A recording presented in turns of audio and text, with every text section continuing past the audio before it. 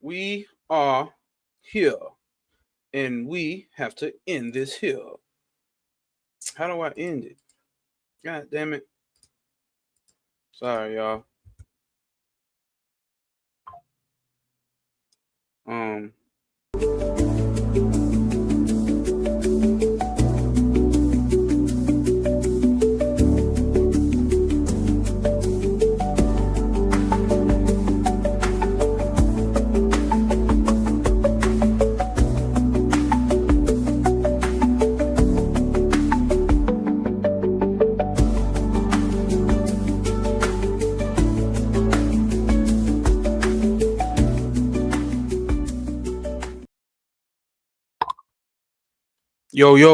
yo.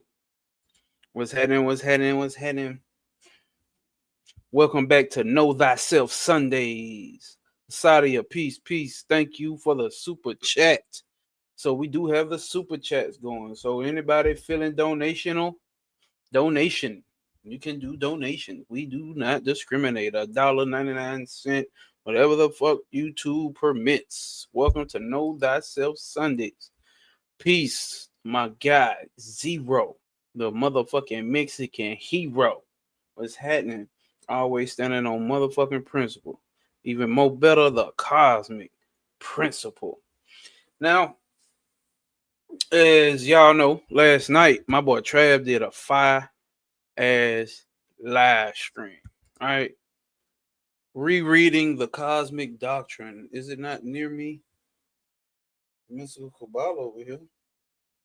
I would assume the cosmic doctrine will be over here too, but I don't see it.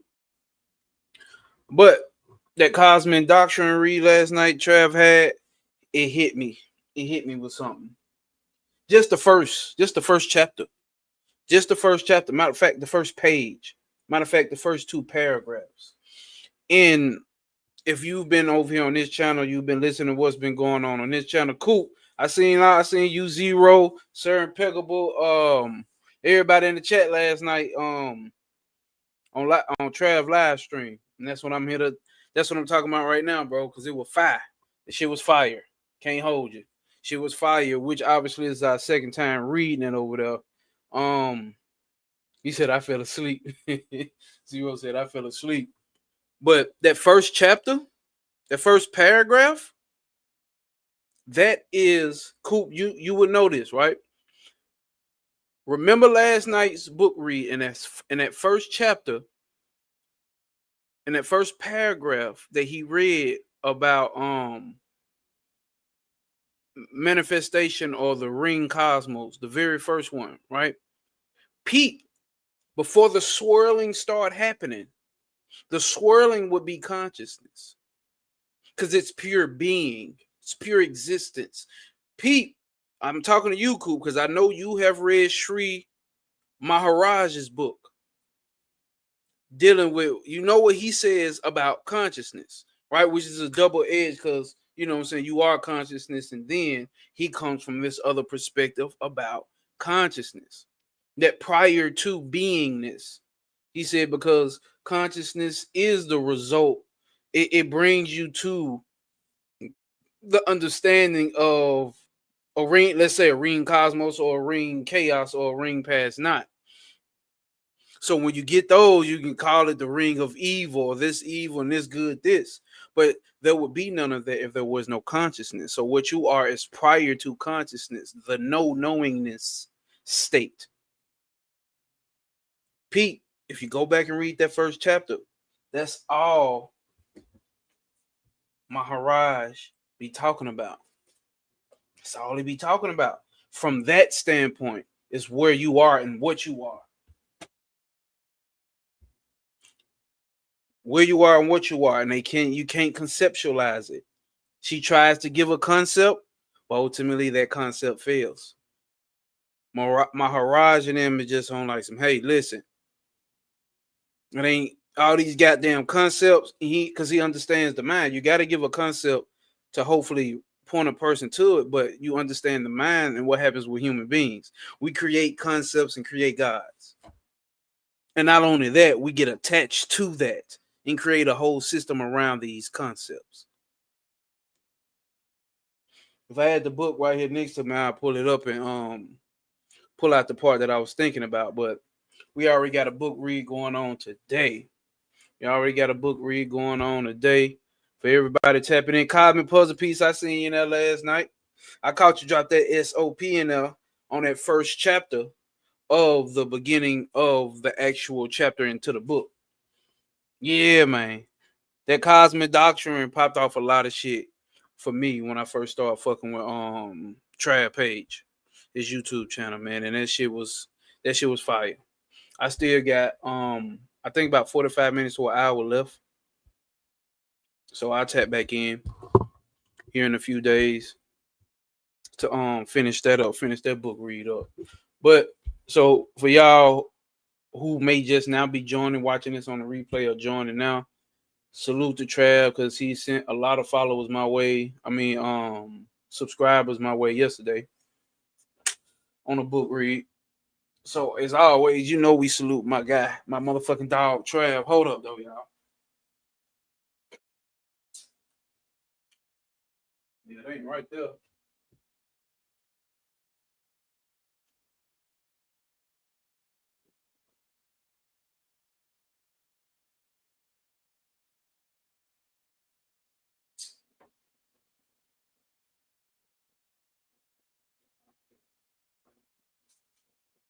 Yeah, I just don't. Well, I don't feel like going through my books to get the Cosmic Doctrine, man. Cotton Puzzle Piece, I got a hangover. Cotton Puzzle Piece, I got a hangover. Damn, hold up. We are YouTube is letting the nigga have super chats now, y'all. Salute to Trav and salute to you always, my noses. You two are the best ones, my motherfucking guy. Like Coop TG said, drop that motherfucking like button. We finna go on and get into it. We got this shit pulled up over here already. Mothra, what's happening? What's happening? P pushing motherfucker. We finna go on and get into it, y'all.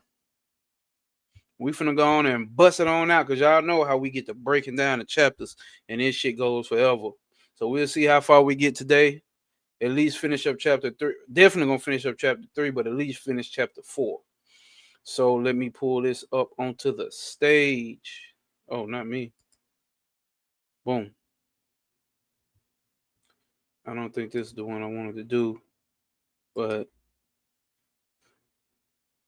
I always figure this shit out once I get on here. Custom layout, read layout. Done, motherfucking tree, my dog. What's happening, Captain? What's happening, Captain? So, we can go on and get into it, dog. We can go on and get into it, dog. Oh, yeah, because I gotta leave it like that. So, we gonna start off in the PDF page, top of page 25. Okay. Let's go on and get into it. Let's go on and get into it. Hold up. Hopefully that's showing clear on y'all screen. Yeah, hopefully that's showing clear on y'all. On y'all end. On my end, it's looking good. How does my audio sound? I need y'all to let me know how the audio sound. And for those that are looking at the screen, is it clear enough for you? Hopefully so, because I ain't gonna be able to get it no clearer. Clearer. Let me know how that audio sound, y'all.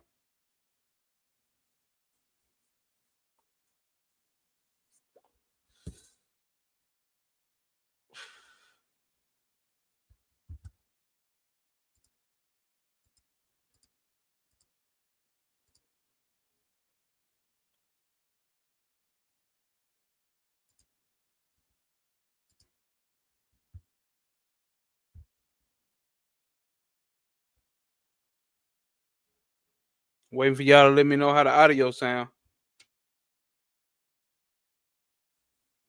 What the audio hitting on? What that audio hitting on? What is the audio hitting on? Are we clear? Are we clear?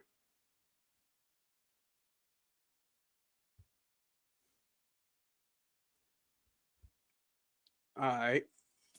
We good. Let's get into it then, y'all. It says, so the student asks, is a Gyani capable of or likely to commit sins? He says, an Agyani, which means a person without knowledge, right? A person without knowledge of self, right? An Agyani sees someone as a Gyani and identifies him with the body. Right? We have to get that understood. So a person who's not self-realized sees a person who is self-realized and judges them from the standpoint of a person who is not self-realized, right? Which means they're going to filter you out through their concepts, right? They're going to filter you out through their concepts. It's hard for someone to not filter you out through their concepts. This is why I always say you have the opportunity to observe your one-sided as opinion, your one-sided as thoughts. This is also why they say a self-realized person comes in different shape, forms, and sizes. You're not going to be able to know them by the way that they talk. You're not going to be able to know them by the way that they dress.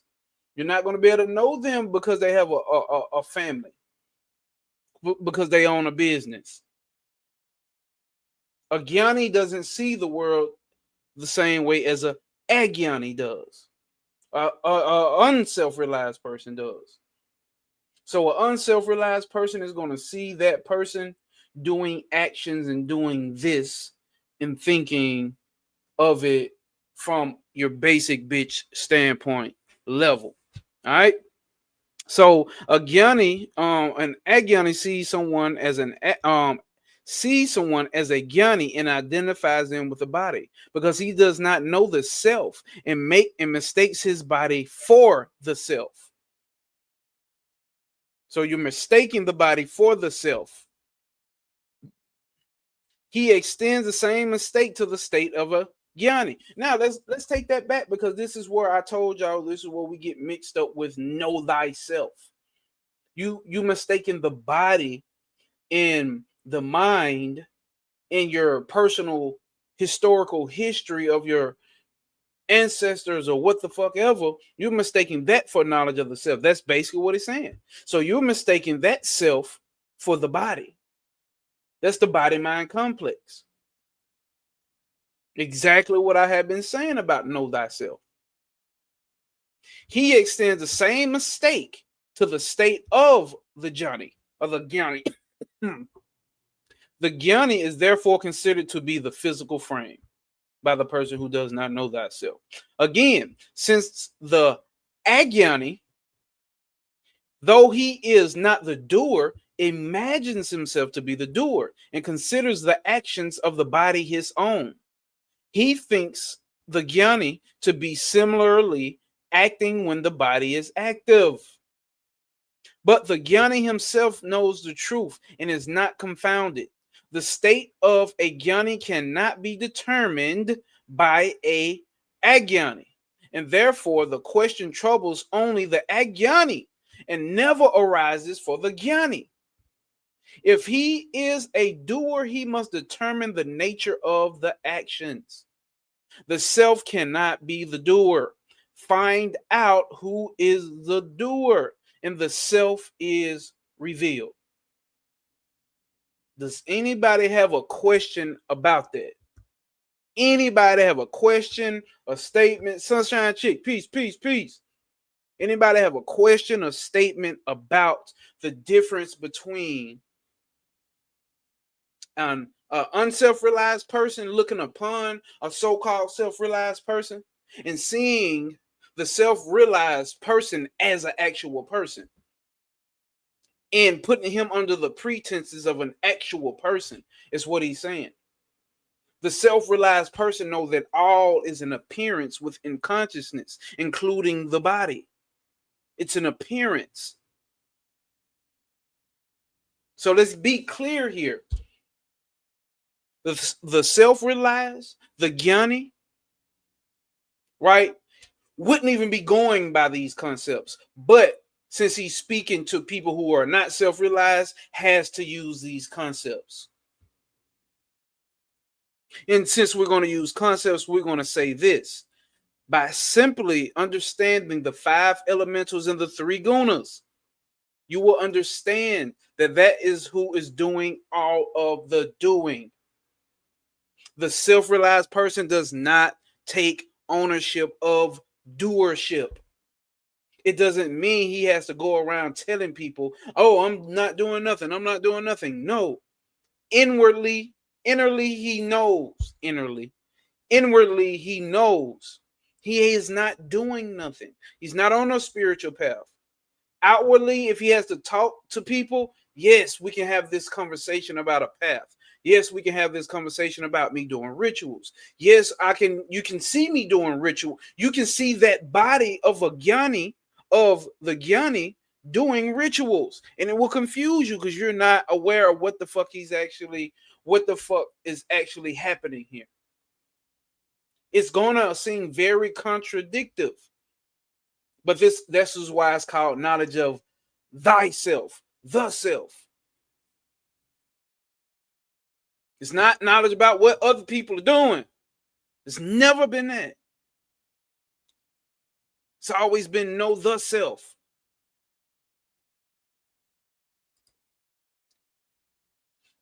Facts. That's a reality for all of us. That's a reality for all of us. We've all been there. If we're not there anymore, we've all been there. Cosmic Puzzle P. We all been there.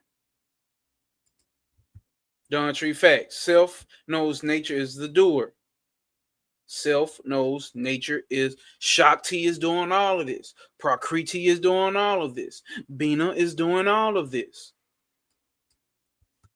It's going to sound very contradicting for those that don't know. It's almost impossible to explain to niggas on fucking TikTok. This is why we're a small group here. This is not for everybody. It cannot be. Because there is no everybody. People don't understand how I move and they call me a sinner. Then I start to doubt. I get it now. That's what, yeah, bro. That shit has to be eradicated. That shit has to be eradicated. How do you eradicate that, though? You just let those thoughts happen and observe them. Don't attach any expectation, any emotional response to it. You have to observe those motherfuckers just like you observe traffic rolling down the goddamn street. That's it, bro. You got to start pulling back from those thoughts because that's the trick of the mind and the ego. It's going to want to attach itself to some false expectation. It's subtle, though. It's subtle. It's going to want to attach itself to some false expectation put onto it or that it has created within its own ramifications and try to claim identity with it. How do you know it's claiming identity? Because doubt starts to happen. It starts to take ownership of doubt. The tricky ego, the tricky mind. It's like talking on a relative level becomes like a lucid dream. Bro, facts.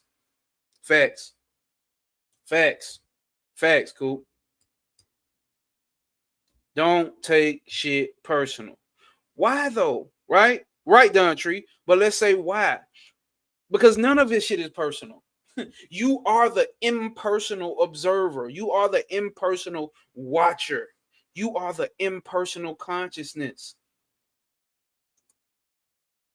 None of this shit is personal because you're not a fucking person. That's the mind taking attachment to the concept of being a person. You got to understand when we're talking concepts, y'all, this is very tricky because life is a concept. The heart organ is a concept. The intestines is a concept. A toilet is a concept. A computer is a concept. Water is a concept. It's tricky, man. This shit is tricky. This shit is tricky. Concepts on concepts on concepts. That's what the elementals get shaped into by Prakriti. Because Prakriti is a fucking concept. And it has no choice but to produce its replicate itself. No emotional response. Check. All right, let's go. So, right? So, what is it? Let's finish that last statement. Hold up. Got a tech on the damn floor. I hate to step on that motherfucker. So it says, but the Jnani himself knows the truth and is not confounded.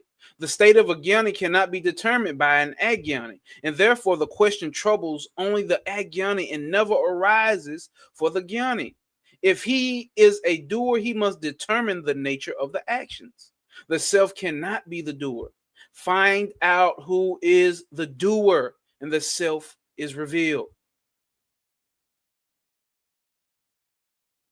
Question. Hold up. Perfectly stated, Zero. It's very tricky because our mind is default for identifying facts. That's the nature of the motherfucker. That's the nature of the motherfucker. So you will understand why you would get somebody like the non-dual path is starting to tell you, or Maharaj is starting to tell you to drop the concepts, drop the mind. Matter of fact, there's no mind to drop because it does not exist. The mind does not even exist. The mind itself doesn't even exist. The mind is a concept. So when you start pulling back and just observing it, some people don't like this path. But there are also things that help, right? You get your mantras, get your breath work going on. There are things that help till you get to that point where you don't have to do it anymore. So there is no right or wrong to this shit. That also needs to be understood because I see some of the things that I say on my stories kind of, on TikTok because they open more, kind of offends people. This is not about being offensive. The only thing that can get offended here is your ego because things that are being said are not in the ramifications of your concepts. That's it. Once you start noticing those things, then you start understanding like, oh, damn. You start taking shit personal. You're like, damn, it just really don't fit in my concept. So that's the only time that it starts to become a problem for you because you have an identification with whatever XYZ concept. And the mind is the content or the concept creator, which is Maya, which is the illusion. And this is really what it's about when you're talking about escaping the matrix. You started noticing a whole bunch of fucking concepts. The concepts are going to be there. Ultimately, they're not there, but they're going to be there. And you have to work upon not identifying with them. There's no problem with seeing them and understanding them. All right. Question. So it amounts to this. The questioner says, right? So it amounts to this. To see a Jnani is not to understand him. You see the Jnani's body and not his Jnana, right? Not his knowledge. You see his body, but not his knowledge. One must therefore be a Jnani to know a Jnani. So here we go. What Maharashi say? The Gyani sees no the Gyani sees no one as an Agyani. So the Gyani doesn't see you as a not self-realized person. All are only Gyanis in his sight. Right? So all basically what is he saying? All of us are the self. There, matter of fact, he's going to get to there is no all. Let me stop. Let's go ahead. In the ignorant state, one superimposes one's ignorance on a Gyani and mistakes him for a doer. In the state of a Gyani, the Gyani sees nothing separate from the self. The self is all shining and only pure Jnana. So there is no Ajnana in his sight. There is an illustration for this kind of illusion or superimposition. Two friends went to sleep side by side. One of them dreamt that both of them had gone on a long journey and that they had strange experiences. On waking up, he recapitulated them and asked his friend if it was not so. The other one simply ridiculed him, saying that it was only in his dream and could not affect the other. So it is with the Agyani who superimposes his illusionary ideas on others. Is that not what humans do? Walking around doing projections? Is that not what Cosmic Puzzle Piece saying people were doing? Where we at?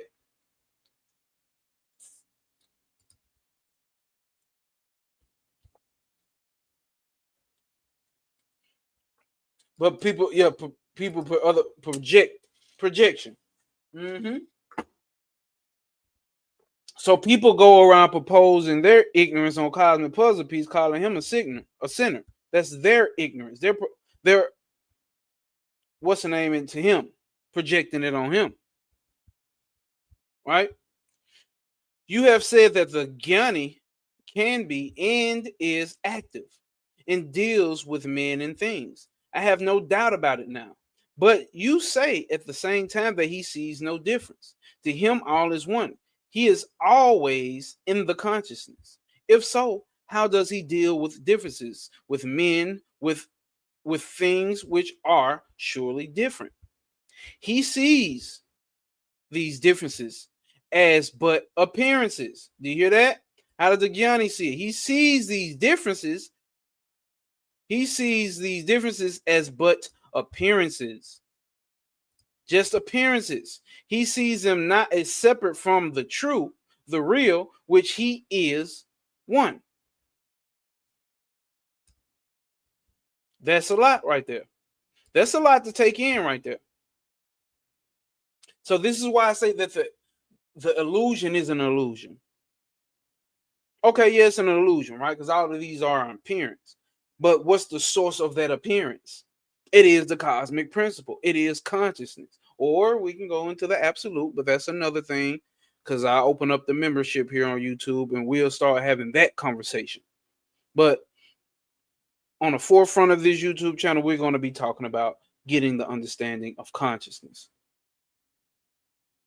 Right? So there is an illusion, but there's not an illusion.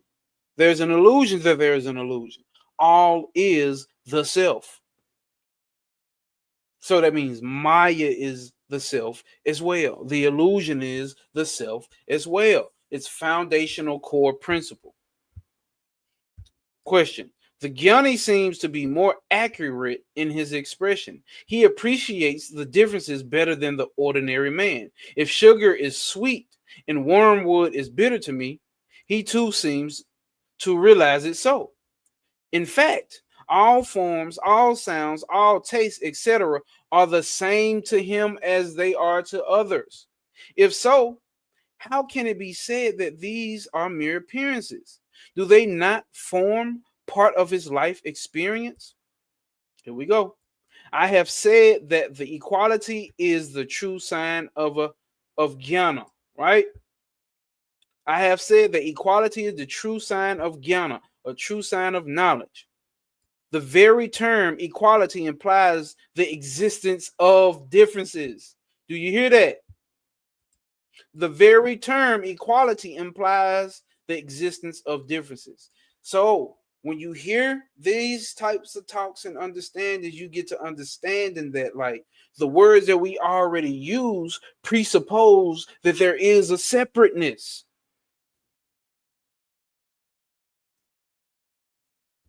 Peep game.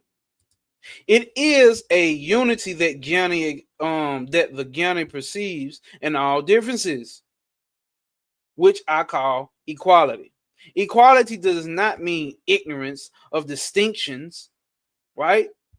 When you have the realization, you can see that the differences are very superficial, that they are not all, that they are not at all substantial or permanent. And what is essential in all of these appearances is the one truth, the real, that I call unity. You refer to sound, taste, form, and smell, and etc. True. True, the Gyani appreciates the distinctions, but he always perceives and experiences the one reality in all of them. That is why he has no preferences. Whether he moves about or talks or acts, it is all the one reality in which he acts or moves or talks. He has nothing apart. He has nothing apart from the one separate truth. Do you see this? We're going to read this again. I need y'all to understand that. Facts. Facts. Facts. It's not like a nigga walking around and seeing a big glob, a gloobity glob. A motherfucker is aware of distinctions in between different things. But I know the backdrop of my understanding, if this is all the self, this is all consciousness under the appearance of something different. So yes, I can walk through life like, yes, a Gyani walks through life like that. He knows that. He has a conviction in that understanding. That conviction is there. So yes, I can see and I can talk about the whole tree of life, or I can talk about the spiritual systems of ancient Kemet, or I can talk about, you know what I'm saying, the Wiccan or the occult, and I can talk about that, and I can move around and talk about that. And yes, I can talk about a spiritual journey, but I know for a fact my conviction has landed deeply in that it is none of that shit. It's just an appearance. I can talk about the mind, but I know ultimately there is no fucking mind. A mind is an appearance within consciousness. How do we know this? We know this because we are aware of our mind. We are aware of a spiritual journey. We are aware of occult teachings and studies. We are aware of these gods. And you cannot have any experience outside of consciousness. Everything exists within consciousness. Consciousness is existence itself. So, although consciousness separates itself under the illusion of something different, so although water has made itself into ice, the appearance is different. The name, form, and function is different. It's appearing different, but it's the same thing. Is this making sense?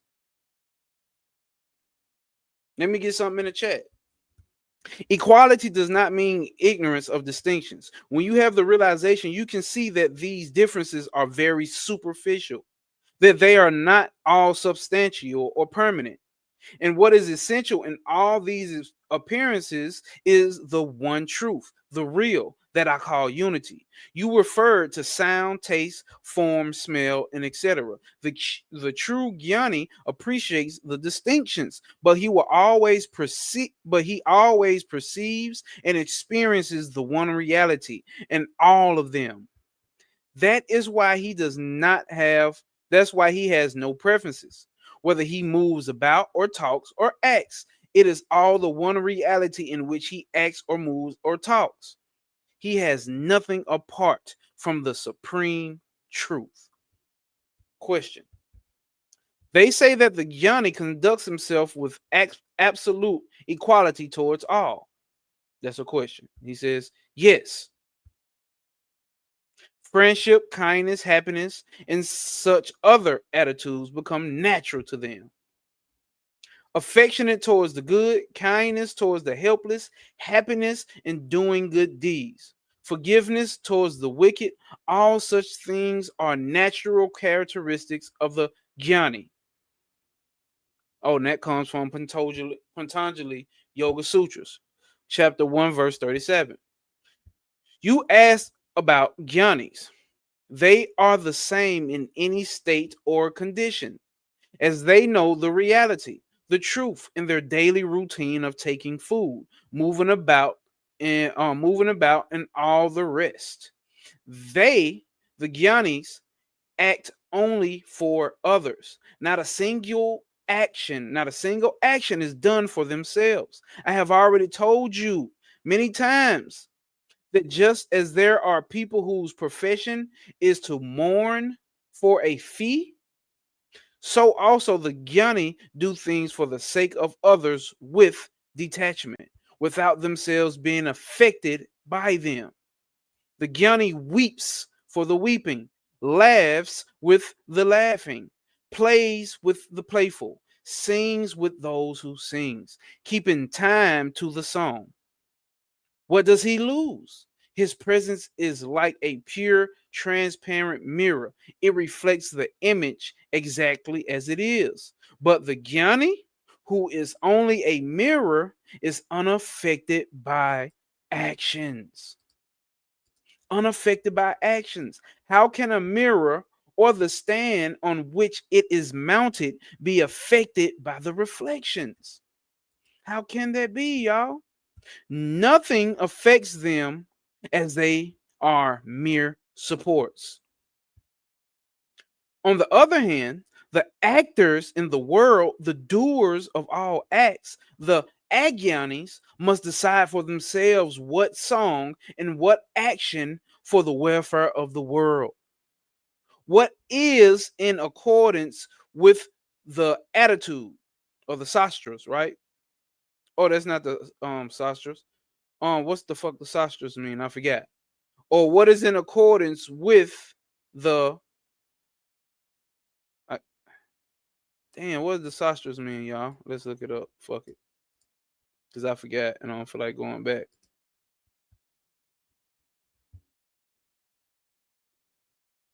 Okay. So the Agyan is the ones who don't have knowledge of self must decide for themselves what song and what action is for the welfare of the world, what is in accordance with the scriptures, and what is practicable.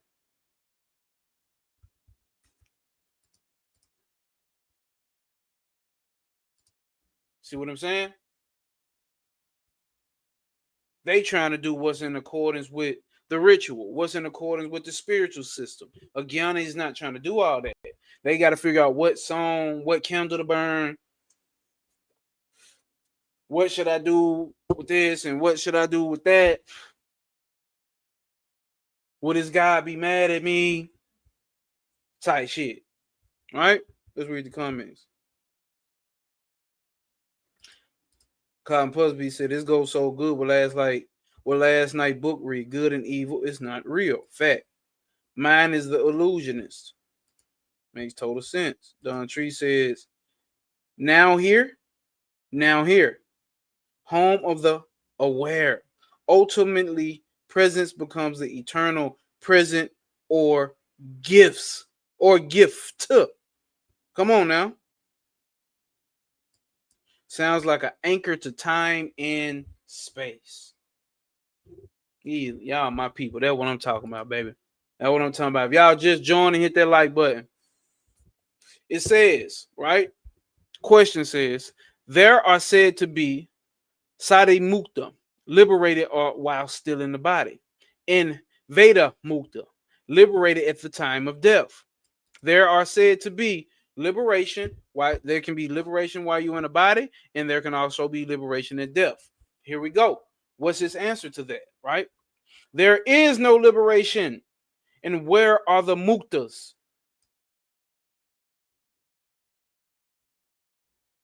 Where's the body? Where's the death? There is no liberation. There is no breaking away from the matrix. There is no matrix. There is no illusion.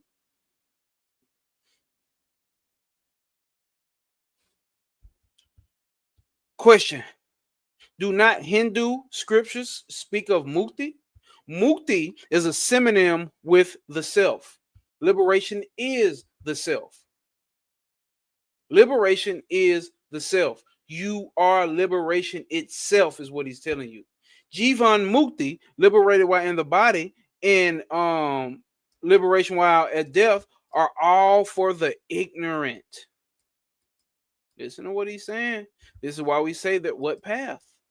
What path? The Jnani is not conscious of mukti or bondage. Do you hear this? The Jnani is not conscious of liberation or bondage. Bondage, liberation, and orders of mukti are all said for an agyani, a person who's not self-realized, in order that the ignorance may be shaken off. Did y'all hear that? Did y'all hear that? I'm seeing it. I'm seeing it. I'm seeing it. The gang is seeing it. The gang is seeing it. I'm seeing it. I'm picking up on it. Liberation, self, truth, all the motherfucking same. So, bondage, liberation, and orders of mukti are all said for the ignorant, in order that their ignorance may be shaken off. There is only mukti, nothing else. There is only liberation. There was only the self, nothing else. You see how you will sound to your average spiritual person talking about this shit? If you just put up, like, let's say what I do on TikTok, I just put up a 30-second clip or a minute clip. Of course you're going to disagree. Of course you're going to disagree. Fucking course you are. Fucking course you are, my nigga. Question: is it all right? Is it all right from the standpoint of Bhagavan? I mean, it is all right from the standpoint of Bhagavan, but what about us? Answer: the difference. He and I are the obstacles to Jnani. Pete, what he just said. Pete, what he just said. He hit on something so deep, so quick. The nigga said, bro, that's all good for you, Bhagavan, but what about us? So, which means what? He's created a separation from him and his guru. He think him and his guru are two different people. The difference, he and I are the obstacles to Jnani. What is he saying? Your identification, your ego, is the only obstacle. Your mind is the only obstacle. Your duality, your dualistic nature of thinking is your only fucking obstacle. And what do we have back here? Hold up. Who is that sitting back there? What is that? What does that represent? Can y'all tell me in the comments? What does that represent? What is the title that I have chosen as my so-called name? What does that represent?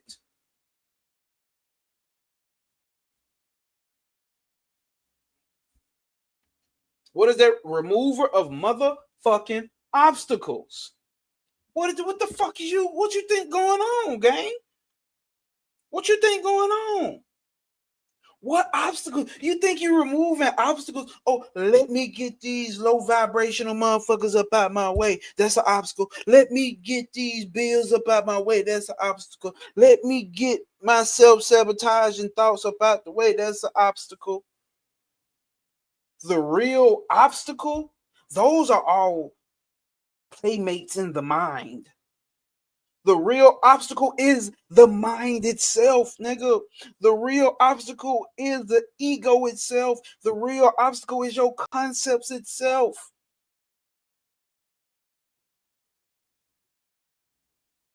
Come on, man.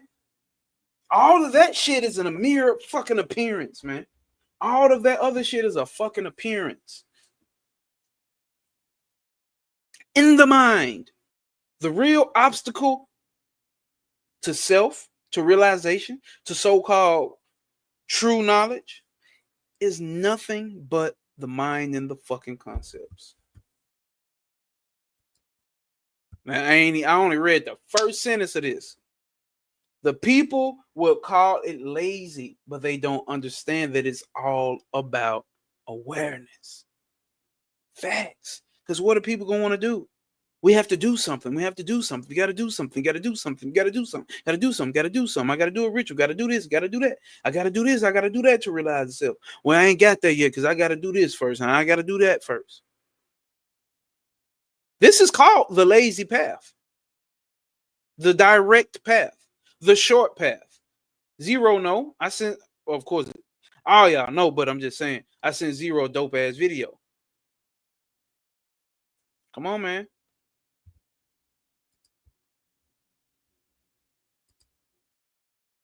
Come on now. Gnosis.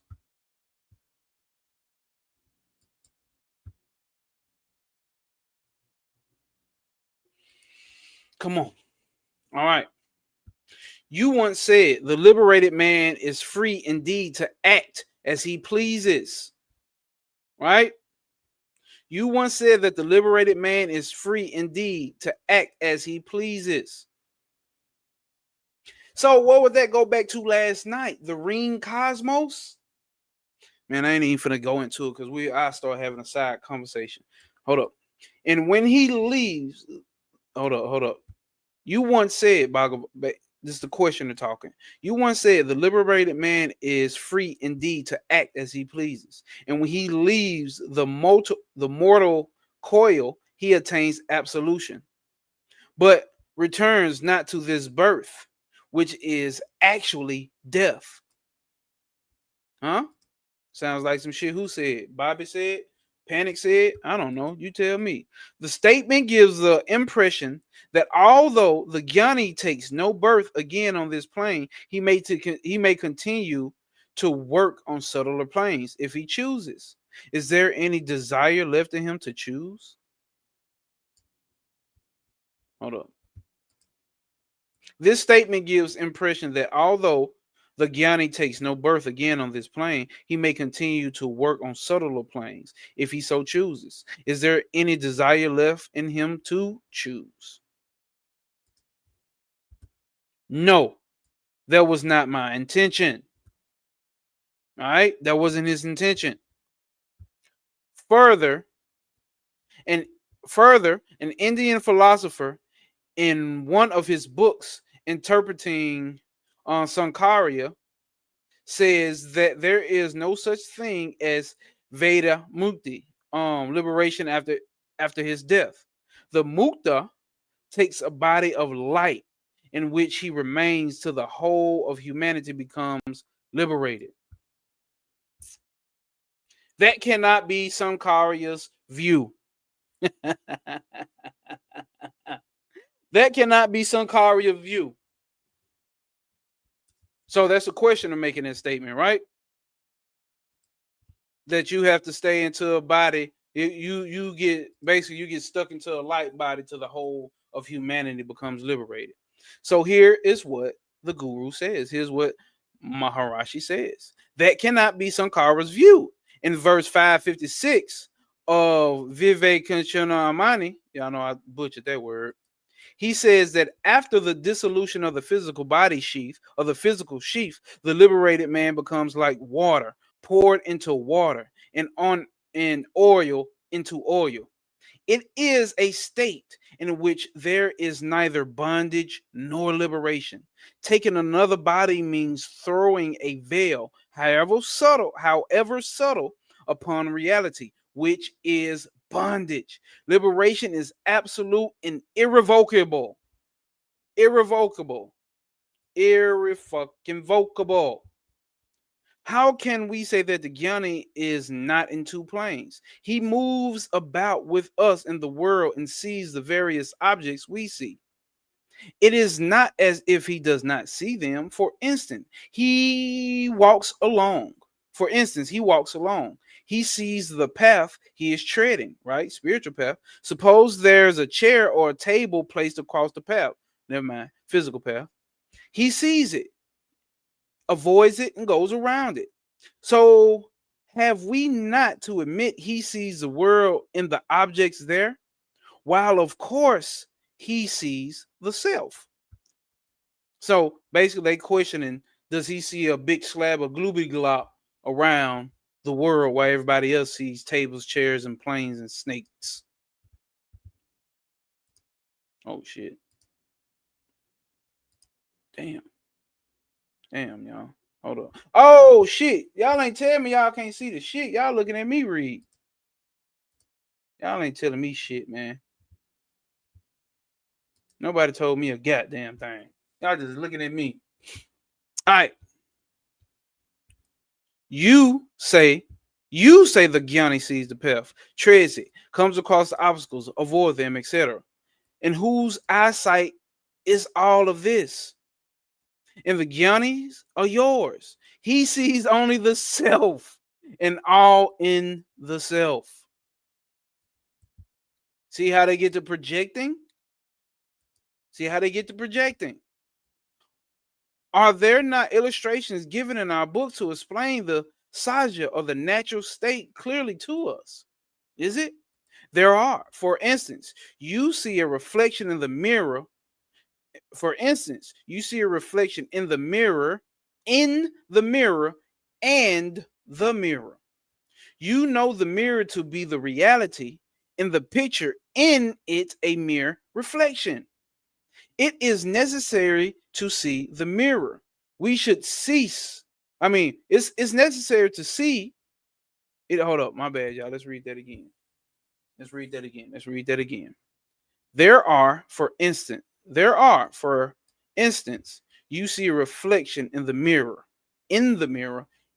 and also you see the mirror, right? So you see the reflection in the mirror, and also you see the mirror.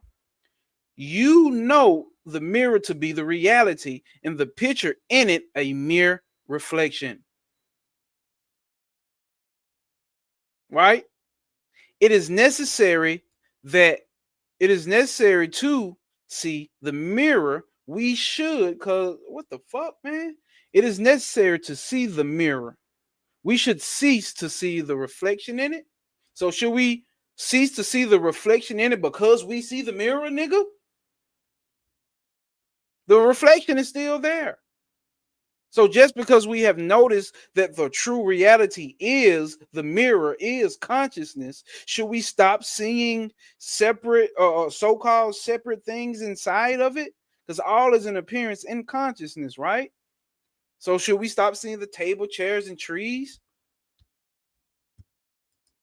What are the fundamental tests for discovering men of great spirituality? Since some are reported to behave like insane people. The Gyani's mind is known only to the Gyani.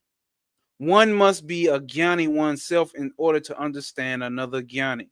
However, the peace of mind which permeates the saint's atmosphere is the only means by which the seeker understands the greatness of the saint. His words or actions or appearance are no indication of his greatness, for they are ordinarily beyond the comprehension of common people. Why is it said in scriptures that the sage is like a child? A child and the Gyani are similar in a way. Incidents interest a child only so long as they last. It ceases to think of them after they have passed away. So sounds like a nigga got ADHD, don't it? So then it appears that they do not leave any impression on the child, and it is not affected by them mentally. So it is with a Gyani. You are Bhagavan. So, hold up. You are Bhagavan. So you should know when I shall get Jnana or knowledge. Tell me when I shall be a Gyani. If I am Bhagavan, there is no one beside the self. Therefore, no Gyani or Agyani. If otherwise, I am as good as you are, and know as much as yourself. Either way, I cannot answer your question. Ooh-wee. Let's go back. Let's read what Coop just said. Coop said, for anyone interested, go check out the name Nemo in Greek mythology. It translates to no man or nobody. He is a titan, a cyclops, and his myth has interesting correspondences to the witness. Damn. Finding fucking Nemo. Ooh. Ooh. Ooh. Let's go. So, therefore, he cannot answer his question. Coming here, some people do not ask about themselves. They ask, does this Jivan Mukti see the world? Is he affected by karma? What is liberation after being disembodied? Is one liberated after being disembodied or while alive in the body? Should the body of the sage resolve itself in light or disappear from the view in any other manner? Can he be liberated through the body? Is Can he be liberated though the body is left behind in a corpse? These questions are endless. Why worry yourself in so many ways? Does liberation consist in knowing these things? Therefore, I say to them, leave liberation alone.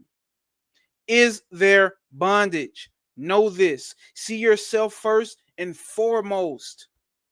You asking all of these deep ass spiritual conceptual questions, but none of you niggas, none of us have asked and stopped and said, who the fuck is asking these questions?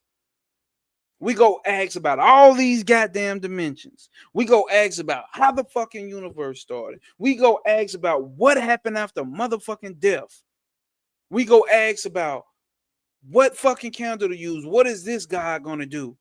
We go ask about what the fuck time is. What the fuck the universe is. What the fuck the divine masculine and feminine do? What the fuck Mars is doing in Aquarius? Nobody asks the question about who the fuck is asking the motherfucking questions.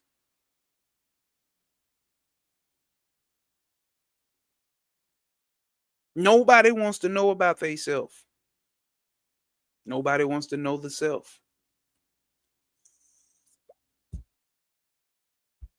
Nobody. Now, this is the part Trav said we should read on the last live stream. Let's see. At some point, this dialogue will just fall apart. The question and the answer and the answerer are both the fucking same. Facts. Facts, bro. That's why I said that last like I have no more questions. No more real deep spiritual questions. I don't. Part 2. Chapter 3, part 2. Inquiry and surrender. I exist is the only permanent self-evidence experience for everyone. Did you hear that? I exist is the only permanent self-evident experience for everyone. That's the only thing that we all have is that I exist, this I. But no one questions that. No one try to figure out who this I is that exists. But that's all of our experience. That's why we talk about direct experience. Nothing else is so self-evident as I am. That's why we miss it. That's why we miss knowledge of self, because it's so fucking apparent. It's so self-evident that you looking past. Oh, it can't be that. Let's go look for a spiritual path. Let's go look for a God. What people call self-evident, that is, the experience they get through the senses, is far from self-evident. So the shit that you get with your five senses, That's what you think is self-evident, but it's not. The self alone, the self alone is that. So to do self-inquiry and be that I am is the only thing to do. He's telling you the only thing that you need to do is do an inquiry onto who that self is. And that's it. I am is reality. Do you see that? The statement, the term of I am, it's not even really a statement. It's just a intuitive knowing that I am, that I exist. And that is reality. I am this or that is unreal. Whatever you put after I am is unreal. And of course, we just don't say, I am the iPhone. I am the mic. I am the book. I am the dog shit. We don't talk like that. But it's already insinuated that this I am or this I is the one making the statements. So I am has to exist before you can even make a statement, for you can even have senses to be able to perceive things. I am is the underlying current here. That is reality. So anything you add after that is unreal. I am is truth, another name for self. Devotion is nothing more than knowing oneself. On scrutiny, supreme devotion and jnani are in nature one, in the same. Right? To say that one of these two is a means to the other is due to not knowing the nature of either of them. Knowing the path of jnani and the path of devotion are interrelated. Follow these inseparable two paths without dividing one from the other. And what did Cosmic Puzzle Piece say? Self worship. Worship the self. I exist. Damn. What the fuck else is there to say?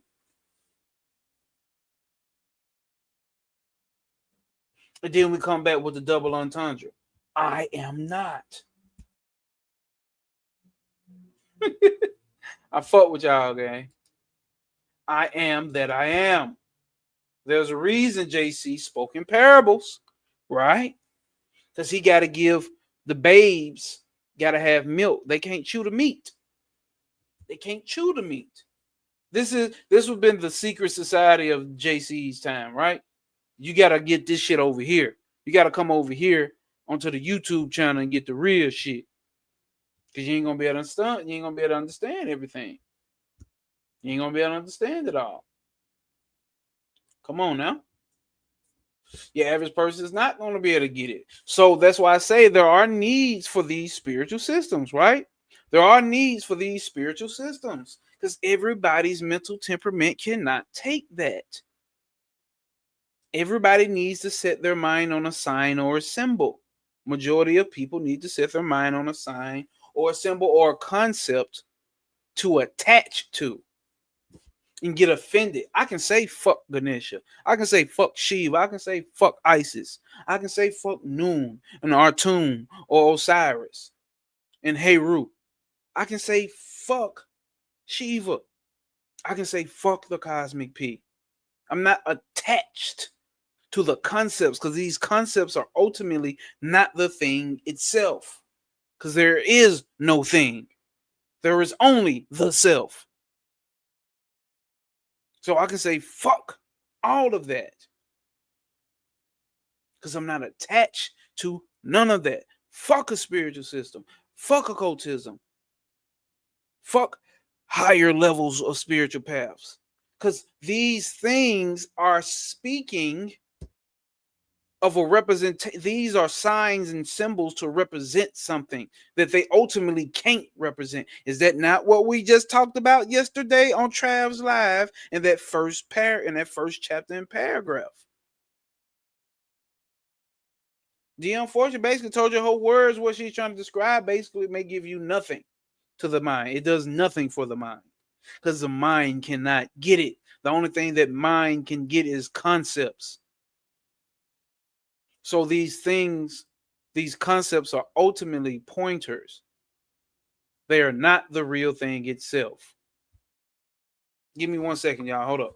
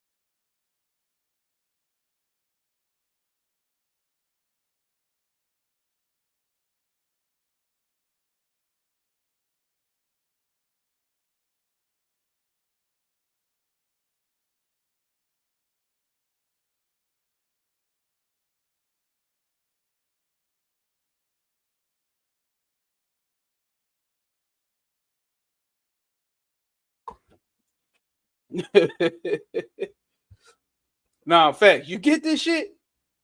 Is you getting this shit? This is that type of shit Bobby talking about. Is you getting this shit? Had to go get me some GMO hot fries for my niggas who got heavy identification with the body.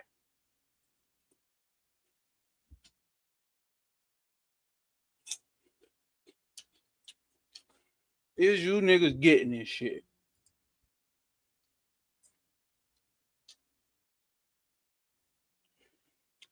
We trying to teach you how to be on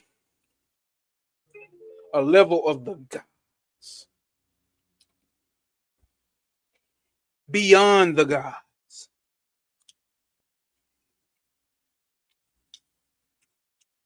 Facts, cool.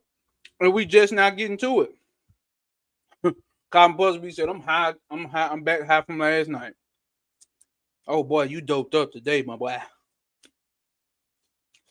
Doped up today, my boy.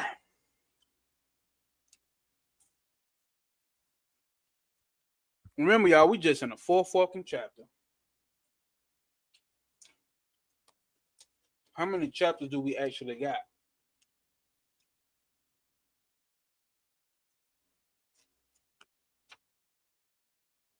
21.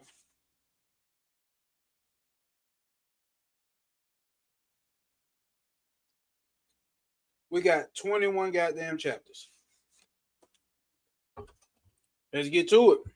Let's get back to it, y'all. Okay. Got my boy Kyle Puzzle Piece geeked up. Kyle Puzzle Piece starting to see spaceships on Bankhead. God damn it.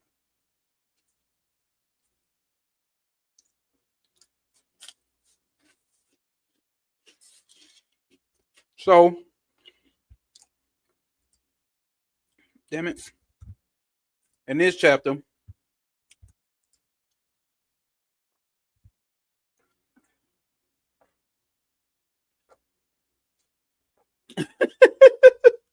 Michael said that this is where we're gonna be in the 10th dimension.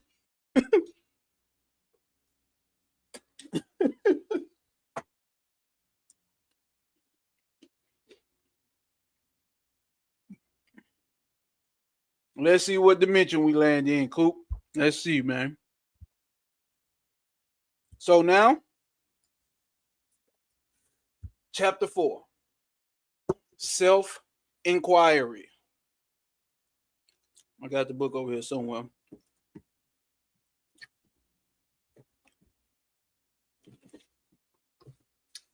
So he's about to give you the theory of self-inquiry. Self-inquiry. About to give you the theory to give you the theory, so give you the concept of self-inquiry and what it means and what it entails.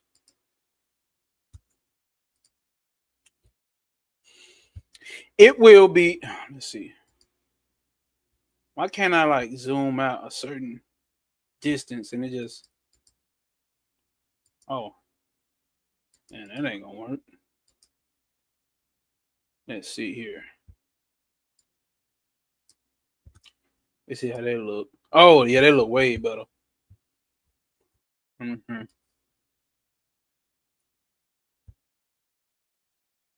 Oh, that looks way better. Yeah, that look way better. Certain pick. What's happening? What's happening, dog? We just been waiting on you to show up. Now we can really go in.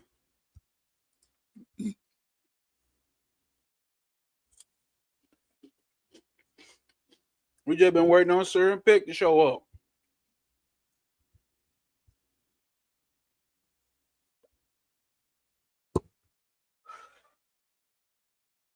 It will be remembered that in the chapter on self-awareness and self-ignorance, Sri Ramana mentioned that the self-realization could be brought about merely by giving up the idea that there is an individual self which fictions, which functions through the body and the mind. All right? Self-awareness can happen just by giving up that there is an individual self which functions through the body and the mind. A few of his advanced devotees were able to do this quickly and easily, but others found it virtually impossible to discard the ingrained habits of a lifetime without undertaking some form of spiritual practice. You see? You see? Trent Peck will say, I had to do some human stuff real quick. No, you ain't doing nothing but the divine shit. You think it's you think it's human shit, but you're doing nothing but divine works, my brother. That I know.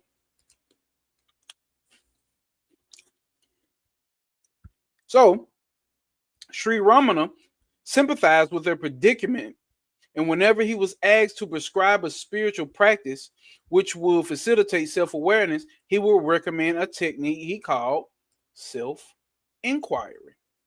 This practice was the cornerstone of his practical philosophy, and the next 3 chapters will be devoted to a detailed presentation of all its aspects. Oh, we finna get real nasty. We finna get goddamn pinky. We finna go Pornhub on them. We finna go. We finna go pinky on Black Oil Booties 3, nigga. Mm-hmm. Mm-hmm. We finna get real nasty. Mm-hmm. We finna get P. Diddy nasty. Mm-hmm. Get them boys out there scrambling and scraping with this one.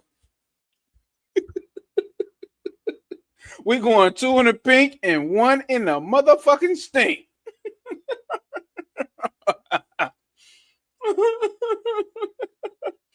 We finna go 2 in a pink and 1 in a stink.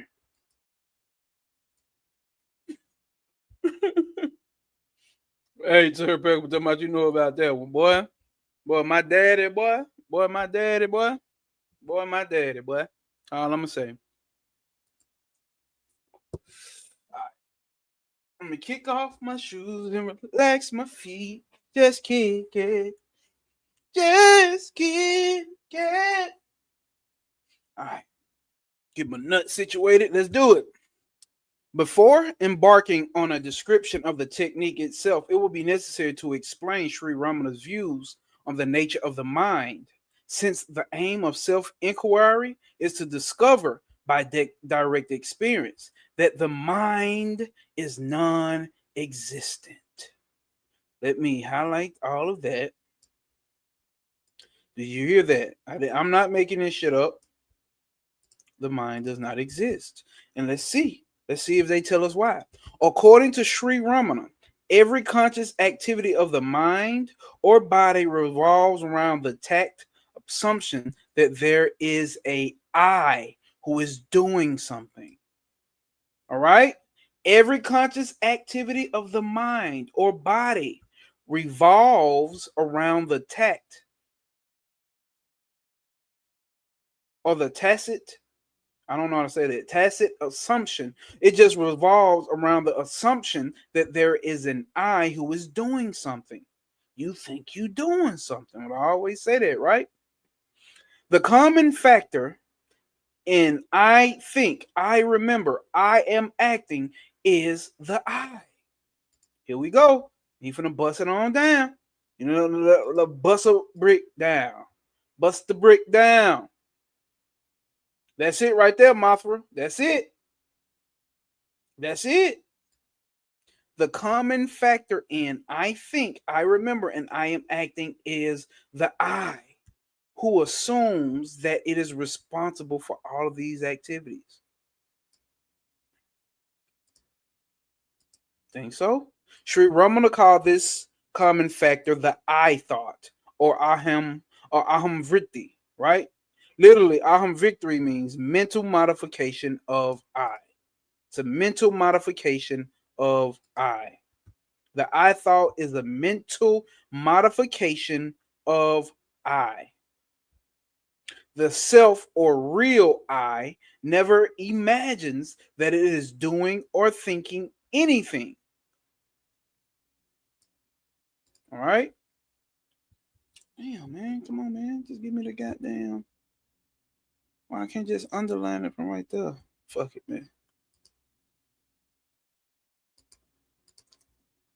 The self or the real I never imagines that it is doing or thinking anything. The I that imagines all this is a mental fiction, and it is called mental modification of the self. We get into it, y'all. We get into it. Oh, you that nigga that think he the mind, huh? Oh, you that nigga that think he got a body, legs, arm, fist, and a spine, huh? Oh, you that nigga that be doing this and that, huh? Oh, you think you rough, huh? Oh, you think you a god, huh? You a paper chase, you got the back on fire, remaining a G till the moment you expire. You know what it is to make something out of nothing, be handling your biz, and don't be crying and be suffering. Since this is a rather cumbersome translation of aham vritti, it is also translated as I thought. Sri Ramana upheld the view that the notion of individuality is only the I thought manifesting itself in different ways. Instead of regarding the different activities of the mind, such as ego, intellect, and memory, as separate function, he previewed them all as he preferred to view them all as different forms of the I thought. You hear? So we could go into manas, we can go into buddhi, we can go into the ahamkara, or we can go into shita. But they're all different functions of the same I thought, right? You gotta highlight that. You gotta highlight that.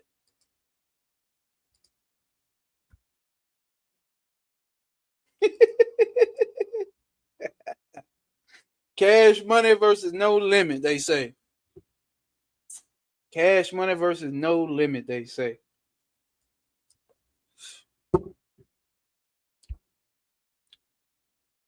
Let's go. Since he equated individuality with the mind and the mind with the I thought, it follows that the disappearance of the sense of individuality, an example, self-realization implies the disappearance of both the mind and the I thought. This is confirmed by his frequent statements to the effect that after self realization, there is no thinker of thoughts, no performer of actions, and no awareness of individual existence.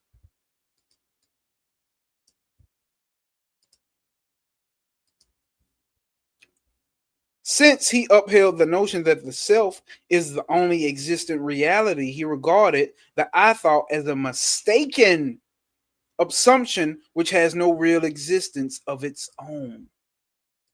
So, what is he saying here?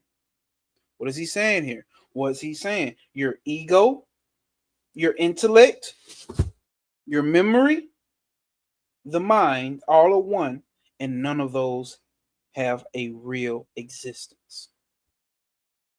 He explained its appearance by saying that it can only appear to exist by identifying with an object. What did we just say, y'all? What have we been saying on this channel? It only can appear to exist. These factors of your mind can only exist based off of identifying or attaching itself to a fucking concept. That's why I keep saying, if you understand the mind, you understand the whole fucking reality. You understand every spiritual systems. Listen, why do they keep coming with fucking concepts? Why does every spiritual system have fucking concepts, man? Images. Why? This is not a shit on, pick up what I'm putting down here. They have to give it something for the mind to attach itself to. That is for the ones who have not have self-realization. This is not to say there are people less than and then. Honestly, it's nothing but the self.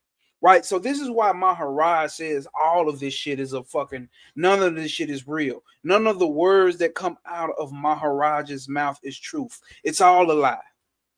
It's all an assumption. It's nothing but a play. All the most deep, profound spiritual talks, all the deep, most profound spiritual experiences is all a fucking lie. Because it's all based inside of the mind. What did we just read last night from Cosmic Doctrine about?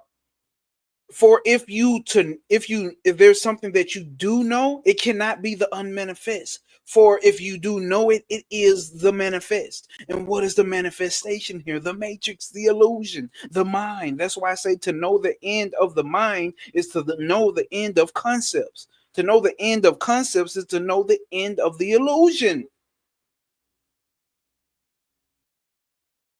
That is self-realization. To know that there is no mind, there is no ego. There is no motherfucking intellect. They appear to you pure awareness, pure consciousness. They appear to the cosmic principle. They are appearances within you. Nickel.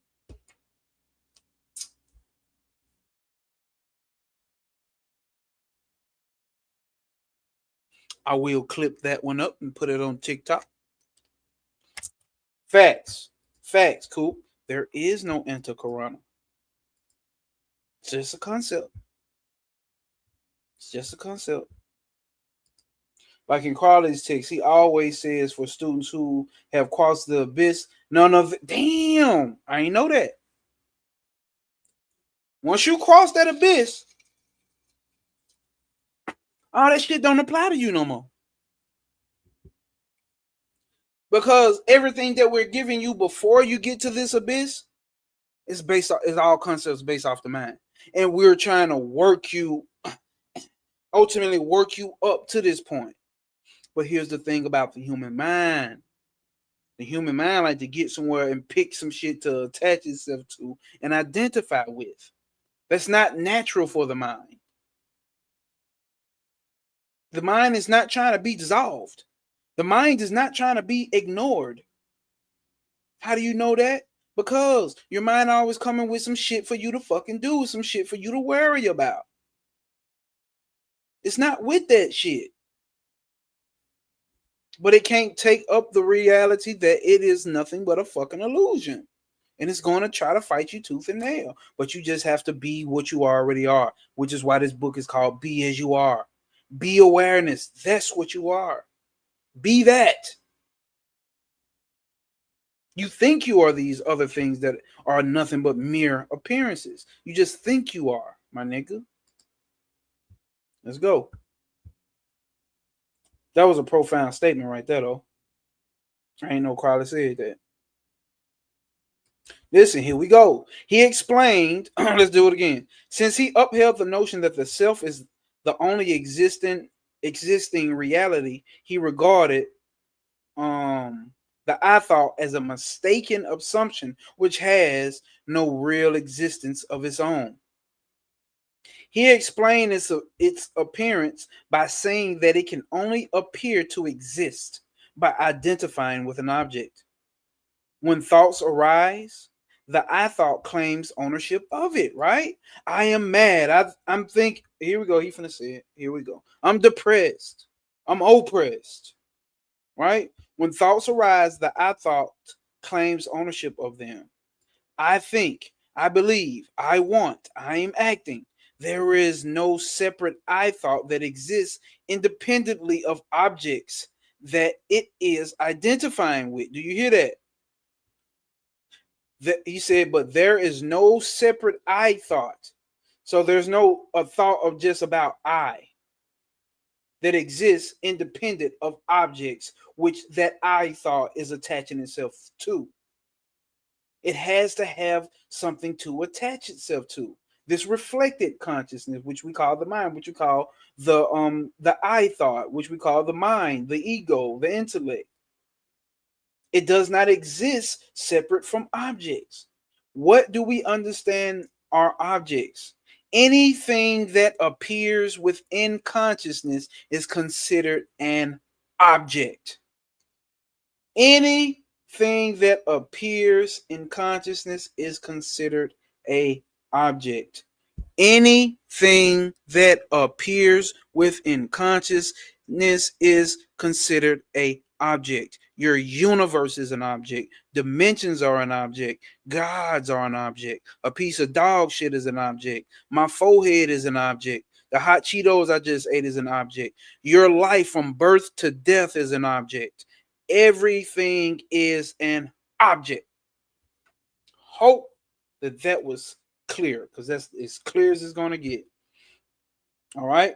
It only appears to exist as a real continuous entity because of the in, infinite flow of identifications which are continually taking place. So that I thought your mind only it only appears to be consistent because it's continuously taken upon identifications.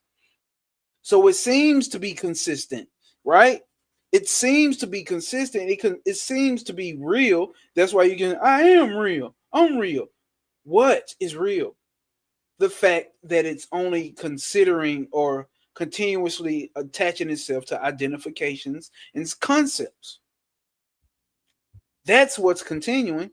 Almost all of these identifications can be traced back to an initial assumption that the I is limited to the body, either as an owner, occupant, or coextensive with the physical form.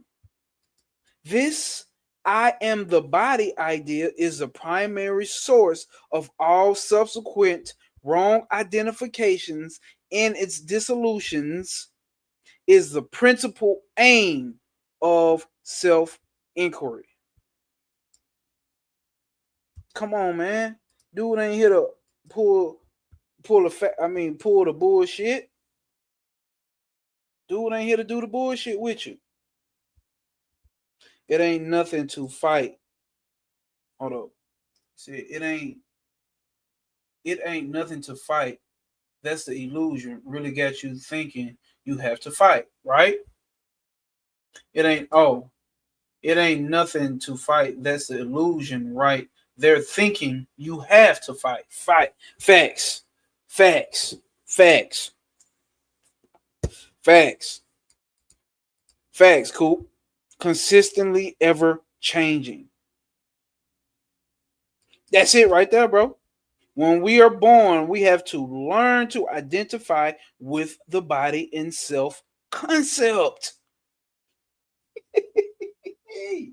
That watch a baby grow, watch a child grow, watch how that ego gets to attaching to identity. Minds, minds, minds, minds.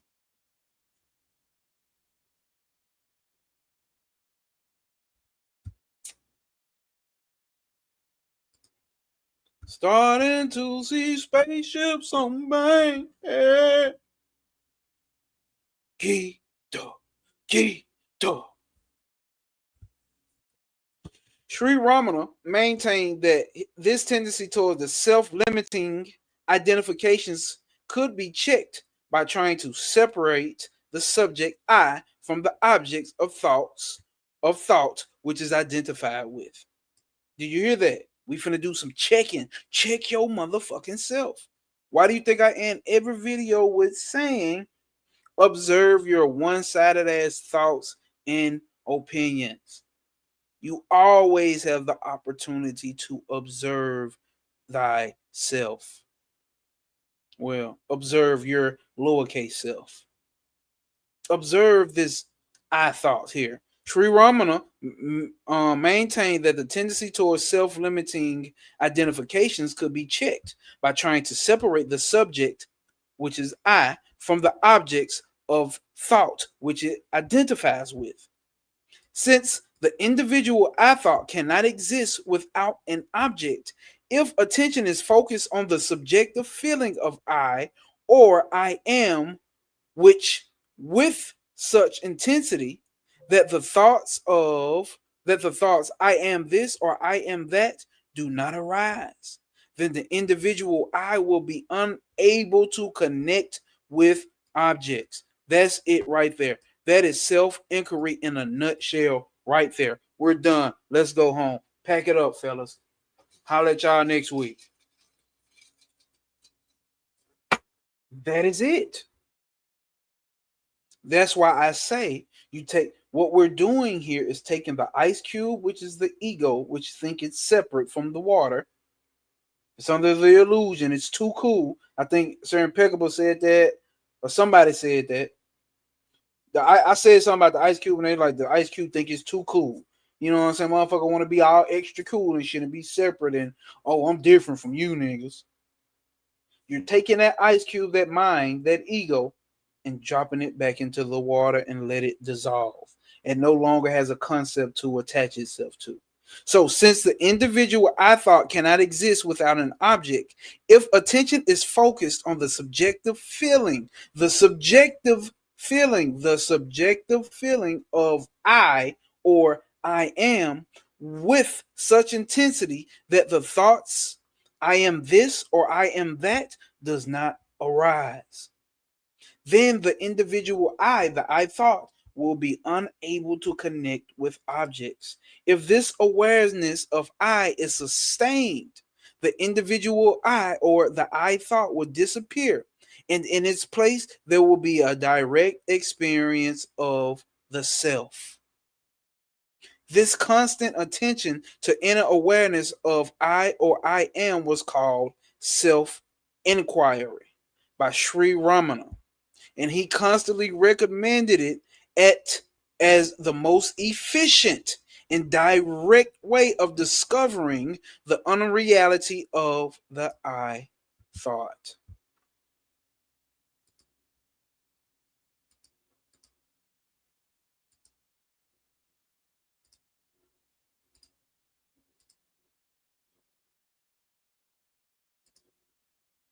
Shit, man.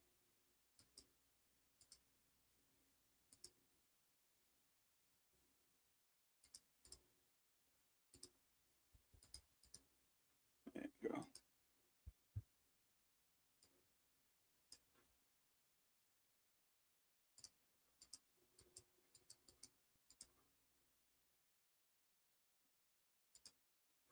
Fuck it.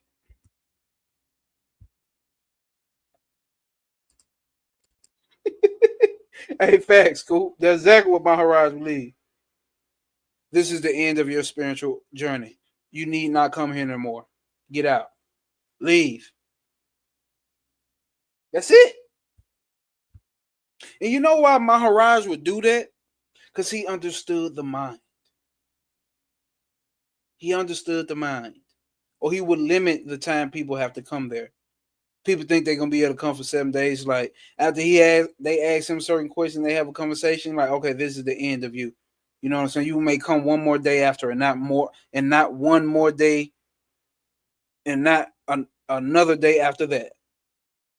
He understood what I get from it is he understood how the mind is. Because what you're gonna do, you're gonna keep coming, you're gonna keep starting, you're gonna start building up attachments to the words that he's saying.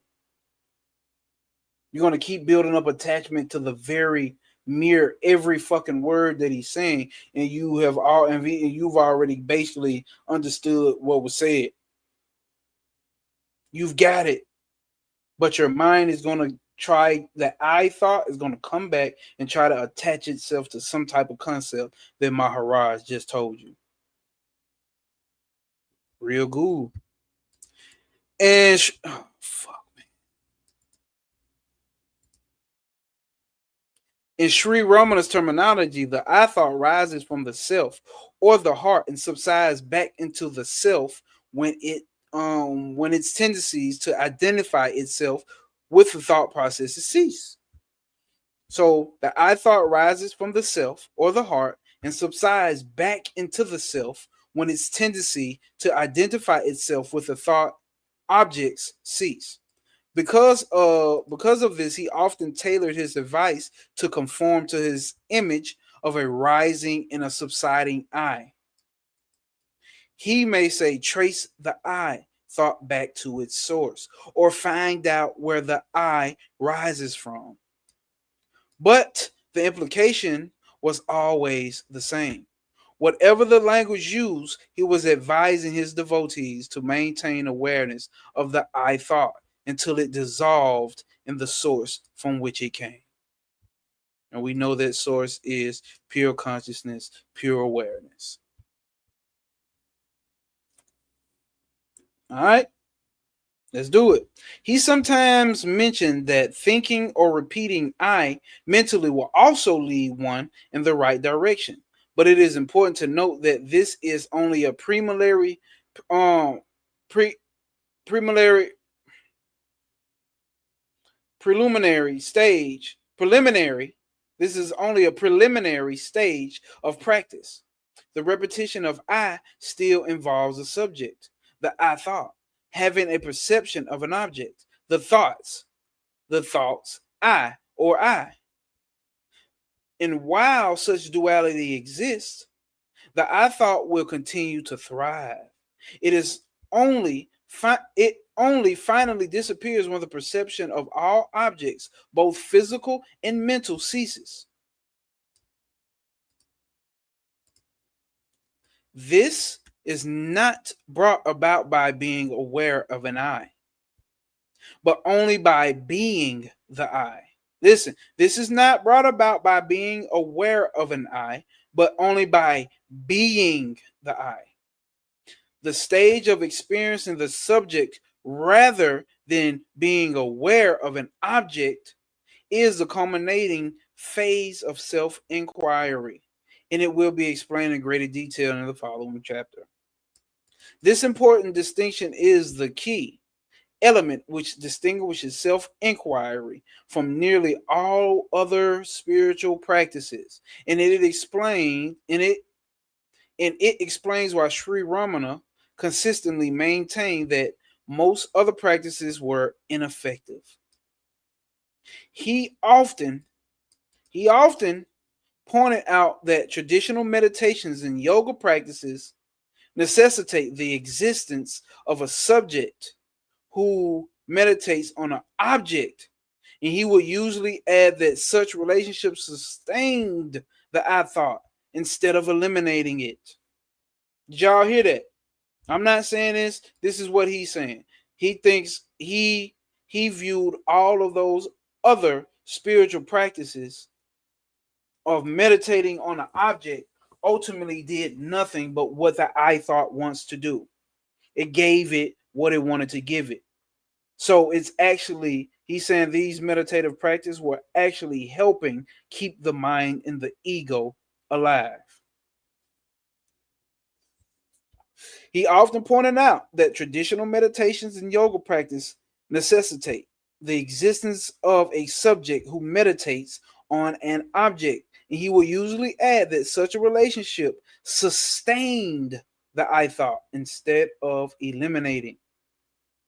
In his view, such practices may effectively quieten, it may make the mind quiet, and they may even produce blissful experiences, but they will never culminate in self realization because the I thought is not being isolated and deprived of its fucking identity. Have you ever heard this from any other spiritual guru?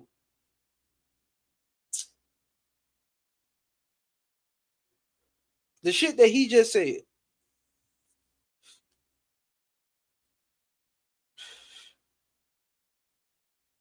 I'm not against meditation. I'm not none of that. I think what he says is apparent truth. One, because I understand the mind better. And I understand how the mind try to identifies and latches on to concepts. So, like he said, it may produce blissful experiences and quiet the mind, but it will not culminate in self-realization. Its finishing product will not be self-realization. Because you have to deprive the I thought of its identity.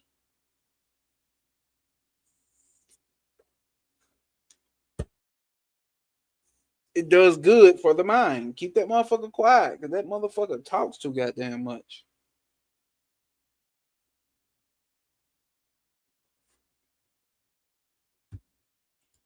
Let's see. Mothra says Robert Anton Wilson had an exercise where he would bite his thumb every time he used the word I. By the end of the week, he had a very sore thumb and a major shift in awareness. Come on, y'all. That's some NLP shit right there. That's some NLP shit right there. Come on, man. Damn. Robert Anton motherfucking Wilson. All right. Motherfucker. The conversation which comprise this chapter mostly deal with Sri Ramana's views on the theoretical background of self-inquiry. The practical aspects of this technique will be explained in greater details in chapter 5. So we will be getting to chapter 5 tomorrow, guys. I'm sorry, not today.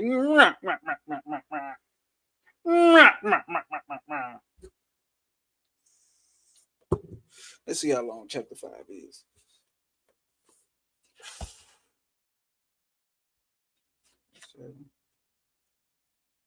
Chapter 5. Practice.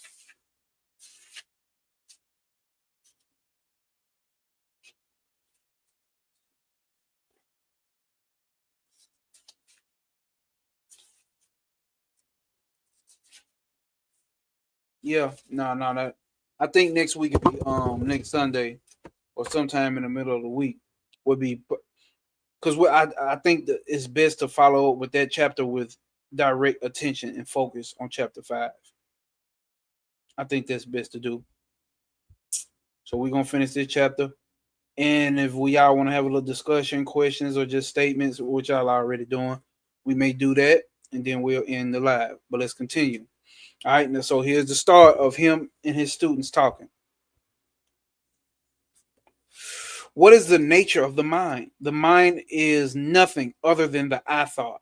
The mind and the ego are one in the same. The mind and the ego are one in the same. The other mental faculties, such as the intellect, such as buddhi and chitta, are only this mind, manas, tanas, intellect. Oh, I think they're supposed to say manas. Yeah, they misspelled that. Manas, intellect, buddhi, or buddhi, the storehouse of mental tendencies, chitta or chitam, or an ego, ahamkara. All these are only the one mind itself. This is like different names being given to a man according to his different functions. The ideal soul or jiva is nothing but this soul or ego. Let's go. How shall we discover the nature of the mind? That is, its ultimate cause or the nomenon of which it is a manifestation. Arranging thoughts in order of value. The I thought is the all important thought. Personality, personality idea or thought is also the root or the stem of all other thoughts. Since each idea or thought arises only as someone's, listen, since each idea or thought arises only as someone's thought and is not known to exist independently of the ego. The ego therefore exhibits thought activity. The second and the third, the second and the third persons, he, you, that, or etc., do not appear except to the first person, the I.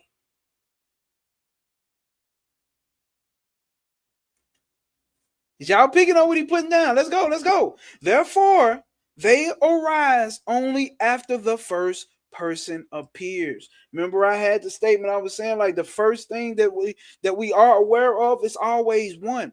And out of that one, multiplicities come from it. You have to say I first.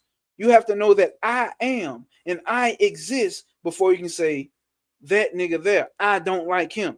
Or I see that TV. Or I smoke a vape. I take a shit. I take a piss. I drink water. I eat vegan. I eat vegan and those people are not vegans. I date men like this. I date women like this. I only do this. Therefore, they arise after the first person appears. Everything comes after I. So, all the three persons seems to rise and sink together. Trace then the ultimate cause of trace then the ultimate cause of I or personality. From where does this I arise? From where does this I arise? Where does it arise from? Seek for it within. It then vanishes. This is the pursuit of wisdom. When the mind unceasingly investigates its own nature, when the mind unceasingly investigates its own nature, it transpires that there is no such thing as the mind. This is the direct path for all.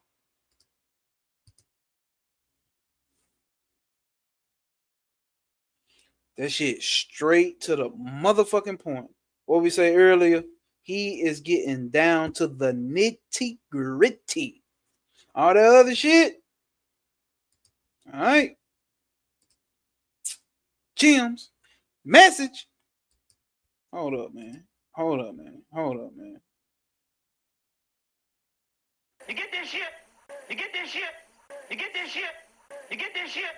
You get this shit? You get this shit? All that old bullshit ain't got shit to do with the goddamn soul. All that old bullshit ain't got shit to do with the goddamn soul. All that old bullshit ain't got shit to do with the goddamn soul. All that old bullshit ain't got shit to do with the goddamn soul. All right? Directly to the soul, my nigga. The mind is merely thoughts. Of all the thoughts, the I is the root. Therefore, the mind is only the thought of I. The birth of the I thought is one's own birth. Its death is the person's death. After the I thought has risen, the wrong identity with the body arises. Get rid of the I thought. So long as I is alive, there is grief. When I ceases to exist, there is no grief. This is what he has found out. Okay? This is what he has found out. This is what he has found out. So you know how hard it is to go through and think about, oh, the intellect, oh, the ego, oh, the fucking memory, oh, the fucking this and oh, the fucking that, and work through all five of those. When you just say, oh, all of them is the same goddamn thing. The fucking I thought. The thought of I. This is why they call this the direct path. Facts. Ramana is letting us know. God damn it. Yes. But when I take the I thought, other thoughts arise and disturb me. That's the question. That's the statement that comes from the student, right? Yes, okay, I get that. But when I take the I thought, other thoughts arise and disturb me. Check out what he say. See whose thoughts they are. Who has ownership of those thoughts? They will vanish. They have their root in the single I thought. Hold it, and they will disappear. Hold it, and they will. This is what I'm saying. This shit is this shit's so fucking simple. I'm not saying it's easy. I'm saying it's so fucking simple and direct. Other than working your way up through a spiritual system to become the highest of the highest in that spiritual system.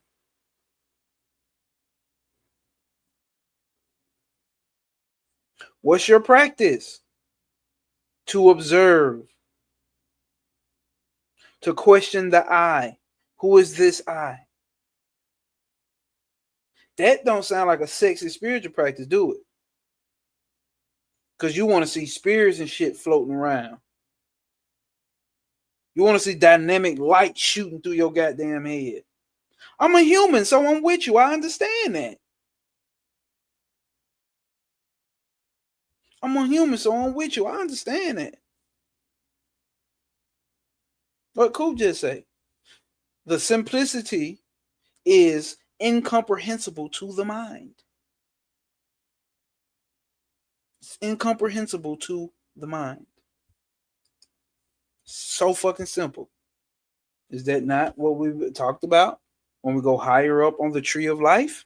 How simple it is. The higher you go, the more simplistic it is. So simple that it's incomprehensible to the mind. Shout out to Dion Fortune. Shout out to Travis Majors. Shout out to you, the self. Shout out to you. This here is self-worship. Question: how can inquiry be initiated by the ego? Hold up. How can inquiry initiated by the ego reveal its own reality? Great question, right? Great question. The ego's phenomenal existence is transcended when you dive into the source from which the I thought arises. That's why I keep using the ice cube in the water. Once that motherfucker get dropped in the motherfucking water, watch it dissolve. Watch it go. When it go back to the source, watch it start to dissolve. But does it dissolve instantly, or does it take a so-called time for that ice cube to dissolve back into liquidated water? All right. But is it not aham vritti? Only one of these three forms in which the ego manifests itself. Yoga, Vashista, and other ancient texts describe the ego as having a threefold form. It is so. Basically, that's true. The ego is described as having three bodies: the gross, the subtle, and the causal. But that is only for the purpose of analytical exposition. Do you hear that? That is only for the analytical exposition. That is only for the analytical exposition. That is only for the let me highlight it like this. That is only for the analytical exposition.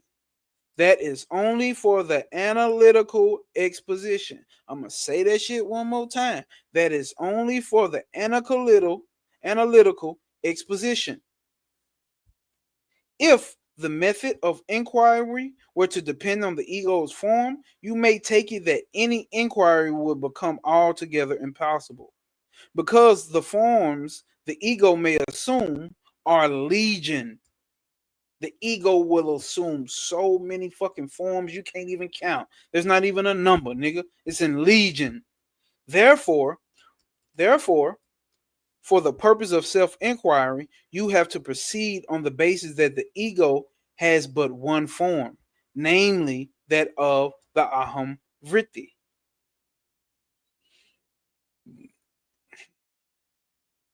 So you see why they take you away from having too many concepts? He just broke that down because what's aham vritti? Mental modifications.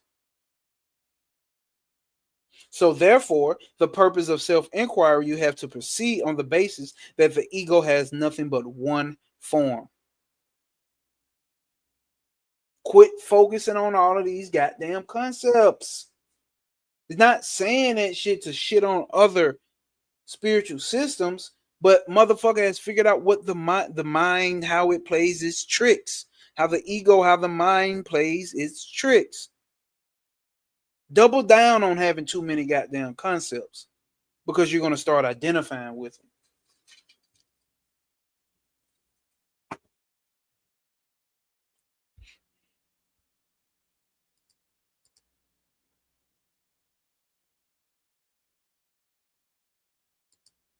Self motherfucking worship.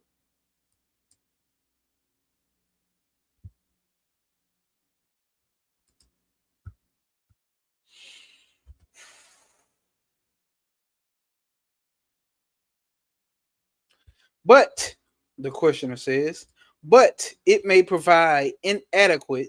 It may prove inadequate for releasing jnana or releasing knowledge. Answer. All right, here we go. Self inquiry by following the clue of the aham vritti is just like the dog tracing his master by his scent. The master may be at some distant unknown place, but that does not stand in the way of the dog tracing him. The master's scent is an infallible clue for the animal and nothing else, such as the dress he wears or his build and stature, etc. Counts. I don't know. To to that scent, the dog holds on indistractedly while searching for him, and finally it succeeds in tracing him. The question still remains why the quest for the source of the Amriti um as distinguished from other vrittis or modifications of the mind. Should as okay, so okay, the question still remains why the quest for the source of the aham vritti as distinguished from other vrittis should become considered the direct means of self-realization. So why are we looking for aham vritti? I forgot what that means. Let's look it up.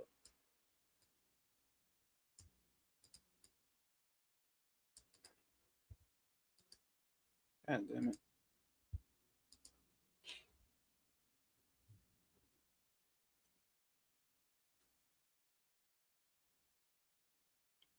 Oh, it means the I thought. Okay. So why? Okay, so yeah. So basically, aham vritti is the I thought itself, right? So why is that distinguished from other mind modifications? Should be considered as direct means of self-realization. So why are we searching for this I thought? Why are we searching for the source of this I thought? Is what he's asking. Although the concept of I-ness or I amness is by usage known as aham vritti, it is not really a vritti or a modification like other vrittis of the mind. Because unlike other vrittis, which have no essential interrelation, the aham vritti is equally and essentially related to each and every vritti of the mind. So it's like cutting off the head and you destroy the body. This one has a connection to all of them. Take out the mob boss and they gonna fall. The I thought is the main one because there cannot be any other thoughts without I first. Without the first I. My dog, T, what's happening? What's happening? If y'all was here to watch me and Trav and my boy Gotti 777, that's my guy T right there who was on there. Where me and him popped it off together first. Appreciate you, bro. My man just did a amazing Facebook live just dealing with um the unfathomable history of Egypt and America and the Moors and Europeans and bro, like fire. I may have to get him on him one day. Yeah, this is not a history channel, but his information that he pumps out is fucking profound. I can't even lie. Can't even lie to you. Peace, my dog. ST motherfucking S, my nigga. You know what time it is. STS. That's literally what time we on right now. Swallow the motherfucking sun. No diddy. Swallow the illusion. And that illusion is the I. So let's go back over there. All right. So although the concept of I amness or I-ness or I amness is by usage known as the aham vritti or the I thought, it is not really a vritti or mental modification like other mental modifications of the mind. Because unlike the other vrittis, which have no essential interrelation, the aham vritti is equally and essentially related to each and every vritti of the mind. So you hitting that bitch at the source, y'all. This is why this is called the direct path. This is why this shit is called the direct path. We not going through. Think about how much fucking work that is. Hold up, man. Let me zoom out. Just think about this, y'all. Think about how much motherfucking work that is if you gotta go through every mental fucking impression you ever had, nigga, or every mental modification that exists in your mind. This is why that mindfulness shit should be questioned. Why would you want to fill your fucking mind up? Wouldn't that automatically make you have to worry and fucking what's the name about more shit? Attach it? Wouldn't the ego love for you to fill that motherfucker up? Give me more concepts to attach myself to? Think about that mindfulness shit. I practice mindfulness. Mindfulness. I practice mindfulness. Sorry for anybody that practice that. I'm making a joke from this perspective. If it offends you, I'm sorry. Not really, because it's only your ego that's offended. But wouldn't that do that? Wouldn't that do that? Mindfulness, filling your mind up with more fucking concepts and more shit to attach yourself to. You're due for a reincarnation, buddy. Nothing beats a Ch.3-2 holiday. Back to this bitch. If you believe in that type of thing. I shouldn't even said that because now, no, I ain't gotta explain shit. Fuck it. Y'all already know this shit. I ain't gotta do all that. That was right. That was right. This is where I go wrong. I got it.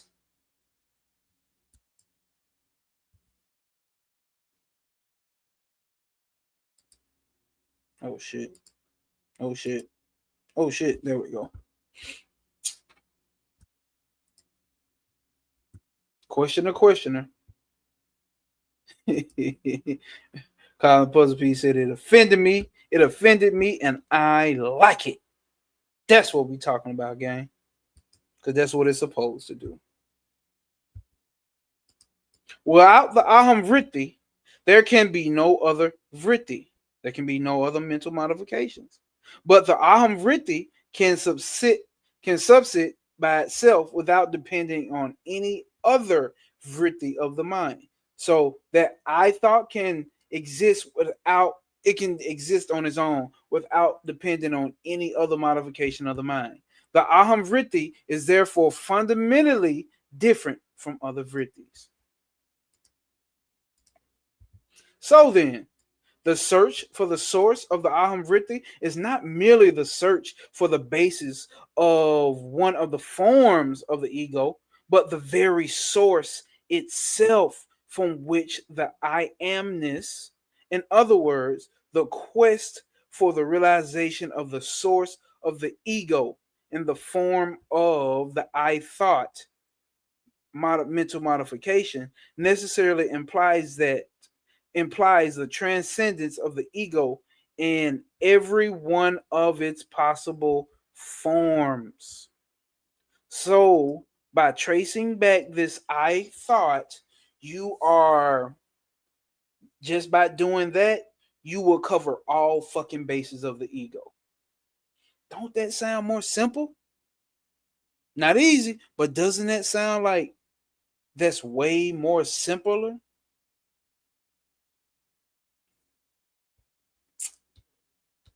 Questioner says, conceding conceding that the aham vritti essentially compromises all the forms of the ego.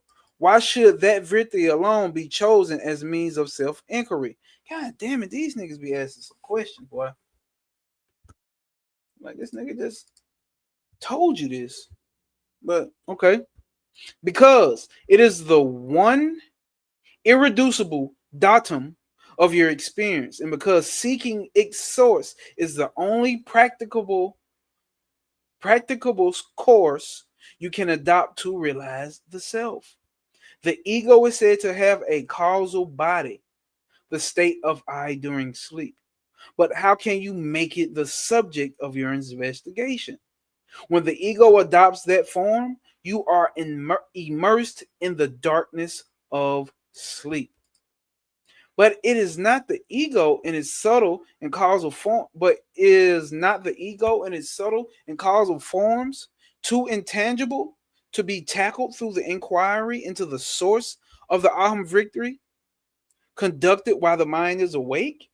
No.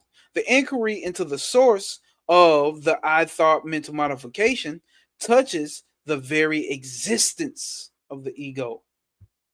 Therefore, subtly um subtle there therefore the subtlety of the ego's form is not a material consideration.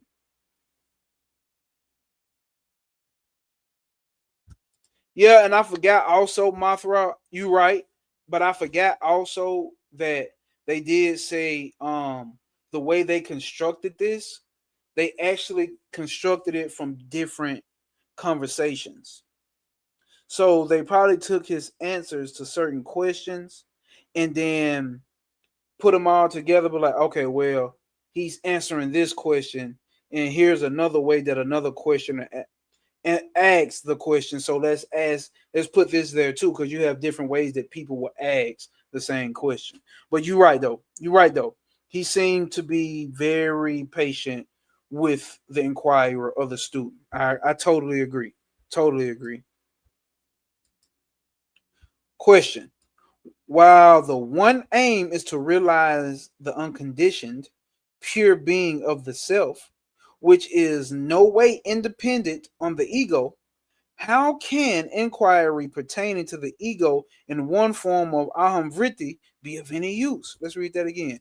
While one aim is to realize the unconditioned, pure self, pure being of the self, which is no way dependent upon the ego, how can inquiry pertaining to the ego in the form of the I thought modification be of any use? Good question. Yeah, oh yeah, Mothra. They did break that down at the beginning of the book when we read the introduction. They were saying the way that they formed this book. Basically, you'll keep seeing repeated. Basically, what they were saying, you'll keep seeing repeated questions, but we put it in that formation because, like, you have different, for lack of better terms, levels of questioners. You see what I'm saying? And also because of the answers that he's given, he will give different answers based upon the level of understanding each person had. So basically, he'll see where you at and talk to you at the same level that you at. So they wanted to show his whole dynamic of how he actually taught, which I think actually is a great way of getting an understanding of how Maharashi was. Okay, so from the functional point of view, the ego has one and only one characteristic. The ego functions as the knot between the self, which is pure consciousness, and the physical body, which is inert and insentient. The ego is therefore called the chit or the shit or the chit jada, the garnith, which I don't know what that means, but well, he's gonna tell you what it means, but I don't know how to pronounce that. So the ego is therefore called the that long word there, shit jada garnith, the knot between consciousness and the inert body. It's the knot. All you gotta do is get the knot out. See? All you gotta do is get the knot out. In your investigation into the source of the I thought modification, you take the essential chit or consciousness aspect of the ego. Therefore, for this reason, the inquiry must lead to the realization of pure consciousness itself. You might distinguish between the I, pure in itself, and the I thought, the latter being merely a thought, the I thought being nothing but a thought, sees subject and object, sleep and wakes up and eats and drinks, or and eats and thinks, dies and is reborn. That's the ego, right? But the pure I is pure being. And this is what they say when they say this shit goes beyond words. So when we're talking about I or that I am, it's a intuitive realization. By the time you think that, oh, I am, oh, I exist, the I thought has already come into existence. But before that, you already are aware of existence. You didn't even have a concept of what existence was. There's no words that describe it. It just is. You just are. That's the pureness of it. But by the time you start to say, by the time the thought comes into your mind, and by the time it hits your mouth and say, I am and I exist, it's already the ego. Tricky shit, right? Real tricky shit. I don't know no other way to explain. I just get it. Like you gotta, you will get it. If you don't get it, you will. But I'm gonna tell you, you do get it already. But the pure I, right? The pure I is a pure being, eternal existence, free from ignorance and thought illusion. If you stay as the I, your beingness alone, without thought, the I thought will disappear and the delusion will vanish forever. In a cinema show, you can see pictures only in a very dim light or darkness. But when all the lights are switched on, the picture disappears. So also in the floodlight of the supreme Atman, all objects disappear.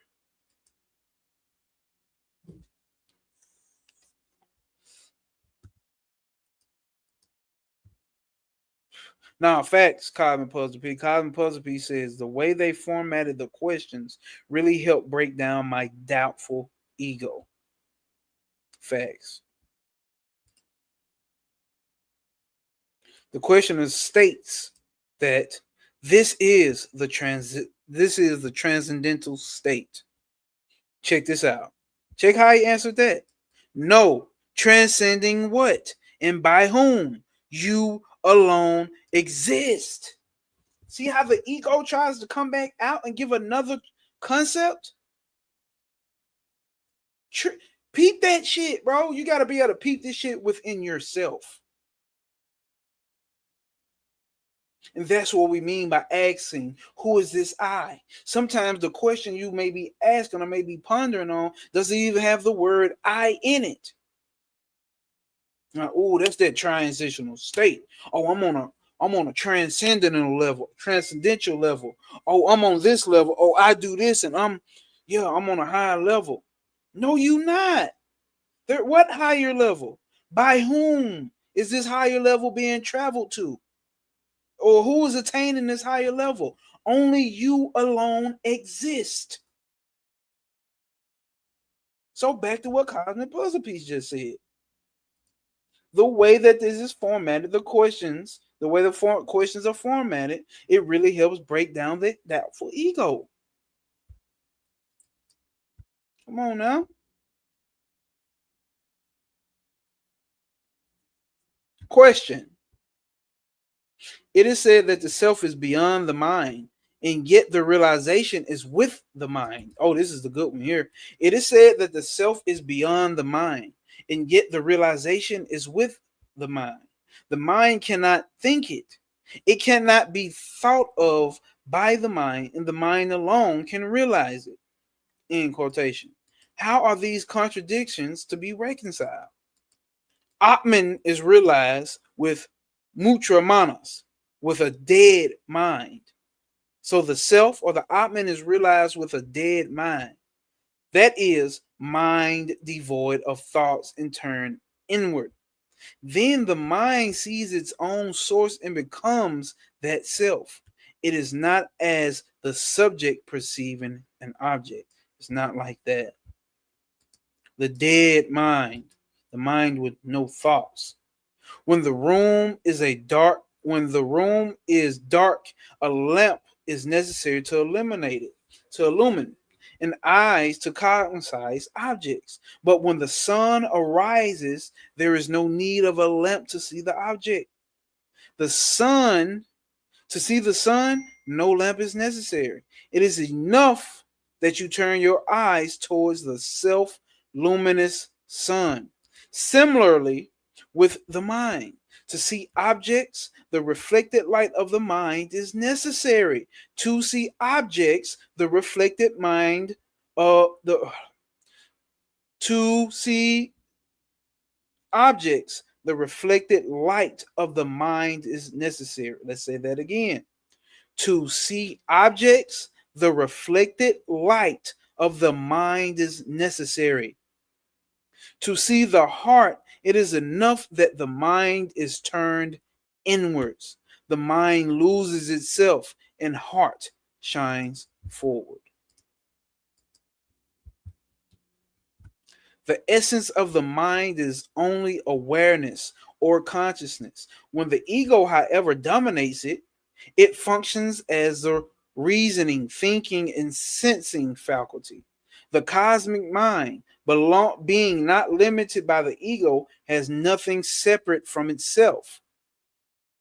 Has nothing separate from itself, and is therefore always aware.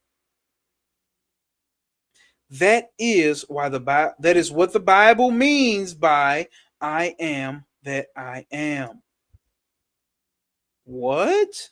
That is what the Bible means by I am that I am. What is he saying? The essence of the mind is only awareness or consciousness. So the nature of the mind is consciousness. The ego, however, dominates it. It functions as the reasoning, thinking, or sensing faculty. You see why the ego, and the way that we commonly talk about the ego, is not some bad thing? It's useful and appropriate to move through the illusion. The cosmic mind, being not limited by the ego, has nothing separate from itself and is therefore only aware. That is what the Bible means by I am that I am. When the mind perishes in the presence, when the mind perishes in the supreme consciousness of one's own self, know that all the various powers, beginning with the power of liking, including the power of doing and the power of knowing, will entirely disappear, being found to be an unreal imagination appearing in one's own form of consciousness.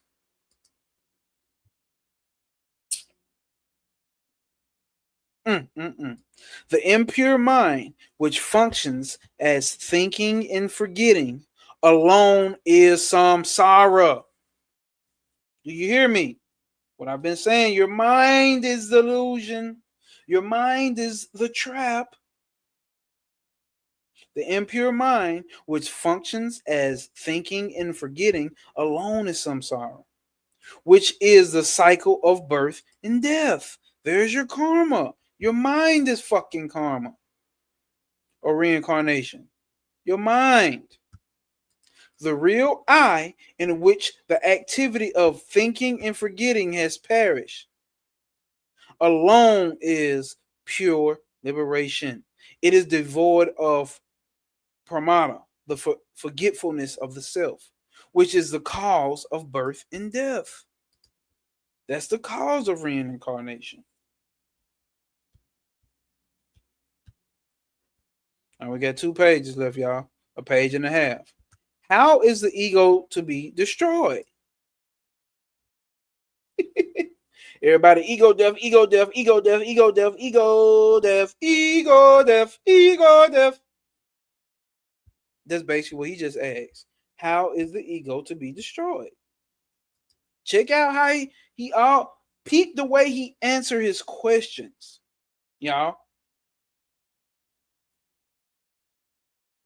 Instead of reading a book like a questioner, read it like the motherfucker who's answering the questions and see what state of mind he's in. That's the way I learned from Bobby Hemming and Brother Panic. Not just the mere words that they were saying, but I kind of switch perspective and put my mind and switch the mind, for lack of better words, to their standpoint to understand and see the way that they see things. That's how I was able to gain so much understanding from Bobby Hemmick and Panic. A lot of people get caught up on the exact words that they're saying. No, I'm seeing the word through the lenses of the magical, occult, titan, chaos, god mind that these niggas had.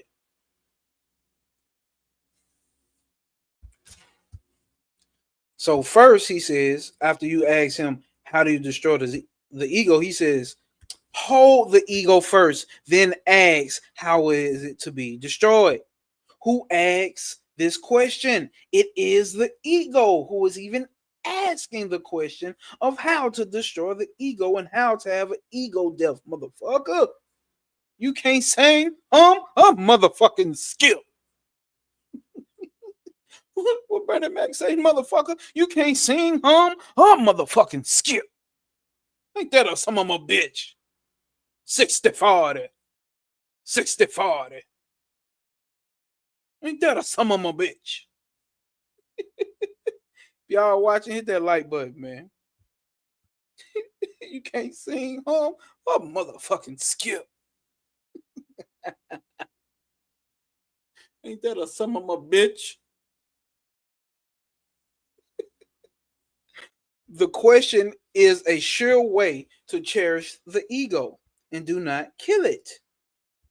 This question is, man, listen what he's telling you, bro. Bro, he say by even asking the question of how to have an ego death, that question alone is a sure way to cherish the ego.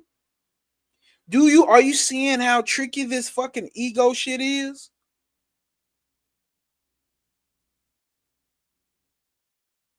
If you seek the ego, you will find that it does not exist.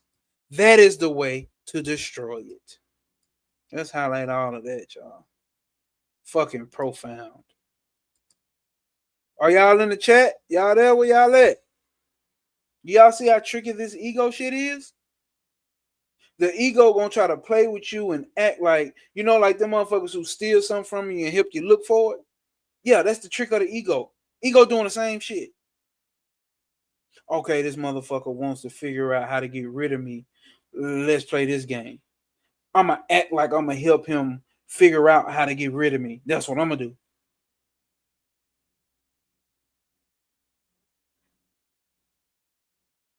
And we just both gonna be looking for. Where y'all at, man? Am I still live? Damn, hold up. Ain't nobody saying shit. Oh, okay. Oh no, ain't nobody saying shit. Is y'all still there? What's happening? Hold up, man. Let me pull up Bobby on y'all ass. Cause like You get this shit. You get this shit. You get this shit. You get this shit. You get this shit. You get this shit. where y'all at, man?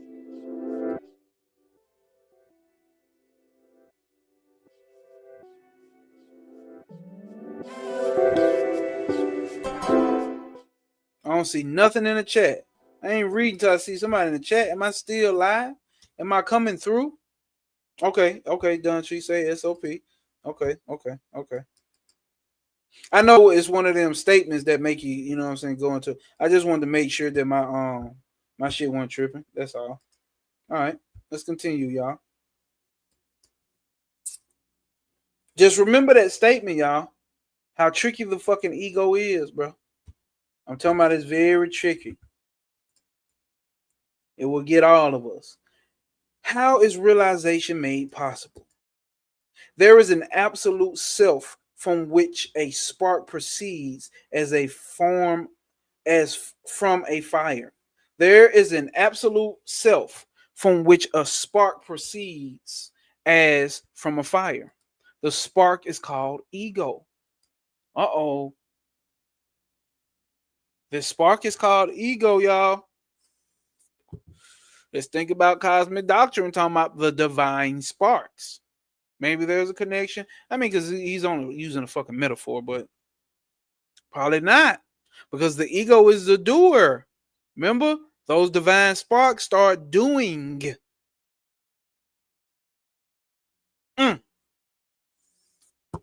Maybe there's a connection, maybe not. In the case of an ignorant man, it identifies itself with an object simultaneously with its rise. Do you hear that? Let's read that again. There is an absolute self from which a spark proceeds as from a fire. The spark is called the ego. In the case of an ignorant man, it identifies itself with an object simultaneously with its rise. The ego simultaneously, instant, automatic, systematically is going to take identification with whatever.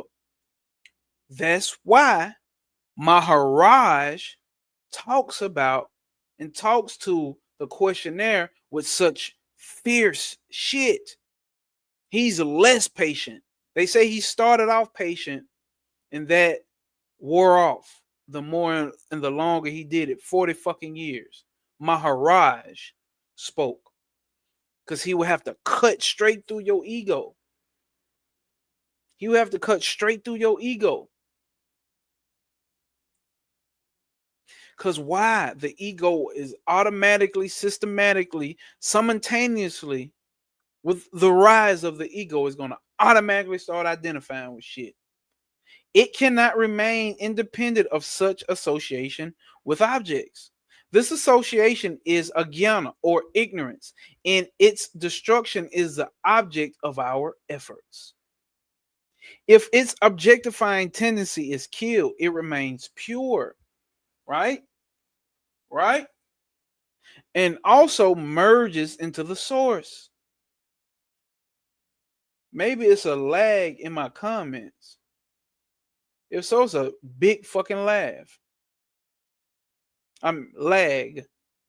If its objectifying tendency is killed, it remains pure and also merges into the source. The wrong identification with the body is dehatma, buddhi. I am the body idea. This must go before good results follow. Yeah, I think my comments got a super lag in it. Let's see. Let's finish this first and then I'll read the comments. Ego is like that caterpillar which leaves its hold only after catching another. Its true nature can be found when it is out of contact with objects or thoughts. The ghostly ego, which is devoid of form, comes into existence by grasping a form. Grasping a form, it endures, feeding upon forms which it grasps. It waxes more, leaving one form it grasps after another form. But when sought for, takes, but when sought for, it takes flight. Are y'all hearing that? That is very important. It's going to continuously find things to identify with. It's going to hop from one to the next. This is what thought forms are. It's going to hop from one thought form to the next. That is your mind. That is your ego. That is the matrix that's wanting you to do things, to keep doing and doing and doing and doing it well, doing it and doing it and doing it well, doing it and doing it and doing it right. You represent Queens. I was raised out in Brooklyn, nigga. The ego ghostly. This ghostly ego, which is devoid of a form, comes into existence by grasping a form. Don't that sound like the elementals?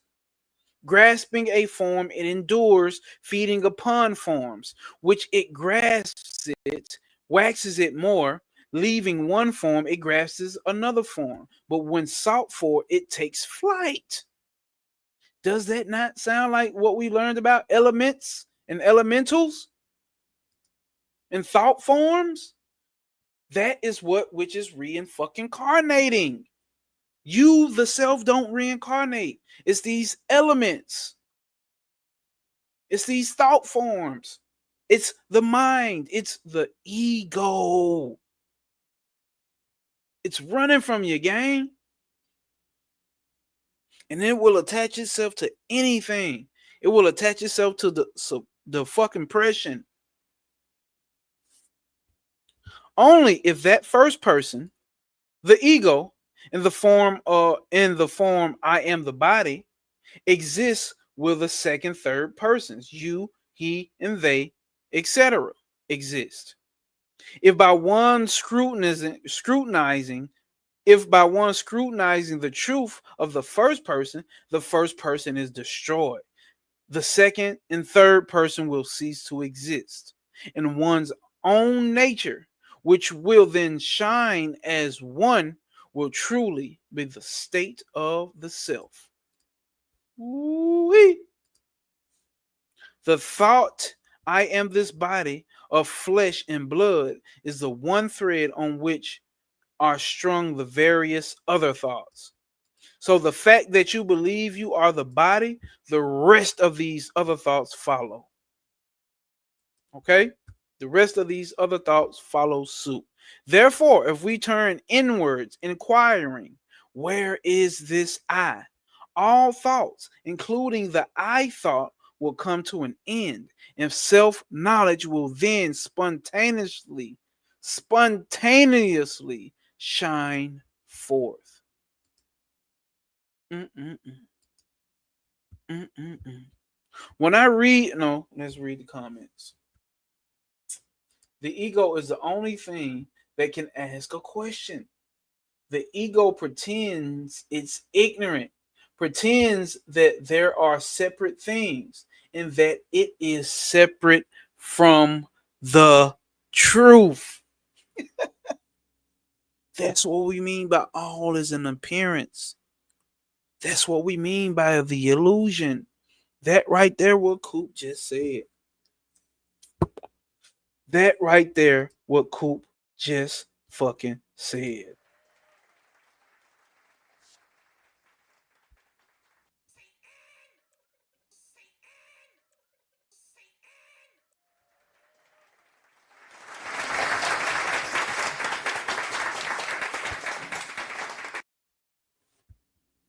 That's it. Get out. In the Gospel of Thomas, Christ says, I am not a divider. Yeah. And people may be thinking, what? I'm not a divider of people. We're all unity. We're all one. No, nigga, I am pure consciousness awareness. I'm not the ego. I'm not dividing. I am not separation. There is nothing but one, the Father, aka consciousness, and I am that. You are that. Damn. Woo-hoo. See how you look at it when you look at it from a different lens? Come on now. We in here. I don't even know, T, what you was talking about at that point. I don't know what the fuck. I probably said some stupid ass shit. Bam! Dancing under the sun. All right, this is the last page, y'all. Write it out. When I read Sri Bhagavan's work, I find that investigation is said to be one method for realization. Yes, that is vicharya, right? Which means self-inquiry. Right? Question: how is it done? This is a great way to end the chapter because the next chapter goes into the actual practice. Well, let's see if he breaks it down. Answer: the questioner must admit the existence of his self first, right? I am this self. I am this realization. To pursue the clue to realization is vicharya. To pursue the clue until realization is vicharya.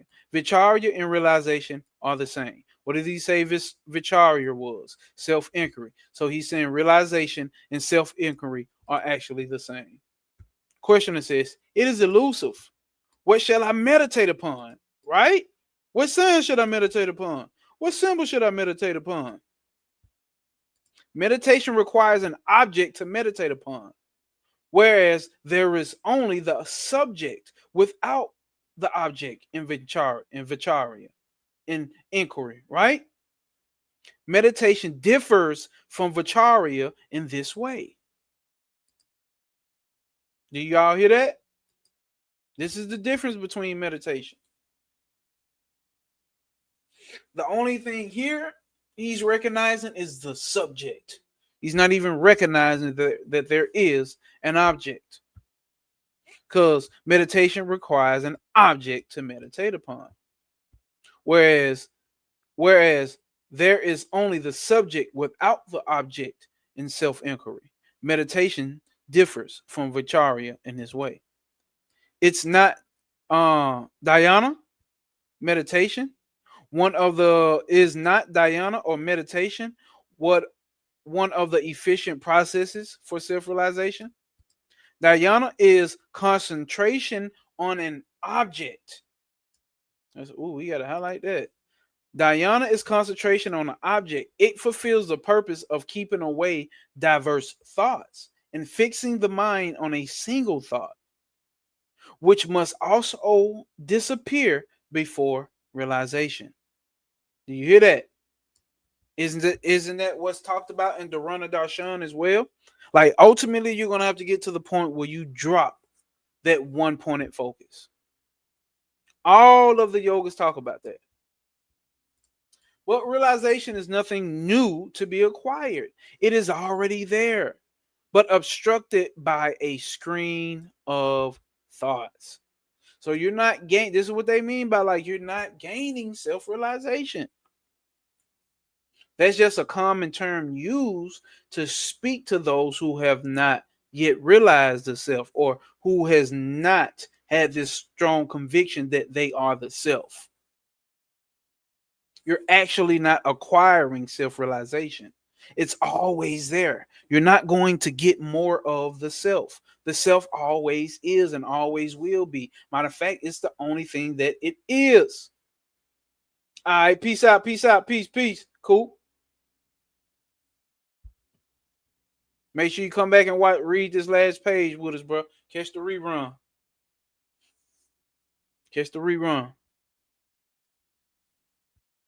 All of your attempts are directed to lifting this screen. Then realization is revealed. All of your attempts are directed to lifting this screen. Then realization is revealed.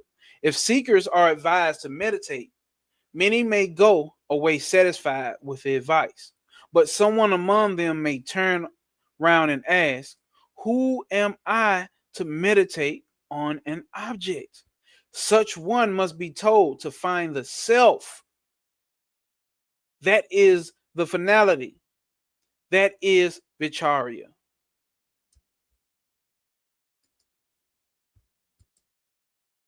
But someone, just one of them, maybe one person will ask, who is this I? Meditate on the meditator. Question the meditator. Question: will vicharya alone do in the absence of meditation? Vicharya is a process in the goal also. I am is the goal and the final reality. To hold to it with effort is vicharya. When spontaneous and natural, okay, when spontaneous and natural, it is realization. If one leaves aside vicharya, the most effectuous sadhana, there are no other adequate means whatsoever to make the mind subside. So he's saying that's the only way. If made to subside by other means, it will remain as if subsided but would rise again. It will rise again. Any other method is only going to help the mind rise again. Self-inquiry is the one infallible means, the only direct one, to realize the unconditioned absolute being that you really are. Self-inquiry is the one infallible means, the only direct one, to realize the unconditioned absolute being that you really are. Questioner says, why should self-inquiry alone be considered the direct means to jnana? What you talking about, nigga? How is this the only way? Because every kind of sadhana except that of Atma Vicharya or Vicharya, self-inquiry, it presupposes the retention of the mind as the instrument for carrying on the sadhana or carrying on the spiritual practice. And without the mind, it cannot be practiced. The ego may take different and subtler forms at the different stages of one's practice, but is itself never destroyed. Never destroyed. With all of those spiritual practices, all the ego is going to do is keep taking form. I don't even want to go deep into that, y'all. I know y'all get it. Sit with that. Sit with that right there. No matter what practices you do, the ego is going to take so many subtle and different forms on the stages of one's practice, but itself is never destroyed. You just got to reject it. Remember, we talked about what Buddha did? He got to that certain state, and then the ego tried to tell him, oh, we reached the highest state of all the high states. We done. We got it. Ain't no need to do this no more. Buddha said, I don't even believe that. And then that's when, boom. Facts, Don Tree. Say it. Sit/Satan. Get behind ye. Get behind me. You're not finna trick me. When Janaka exclaimed, now I have discovered the thief who has been ruining me all along. He shall be dealt with. He shall be dealt with similarly. The king was really referring to the ego or the mind. If you do not know about Janaka or the Ashtakyava Gita,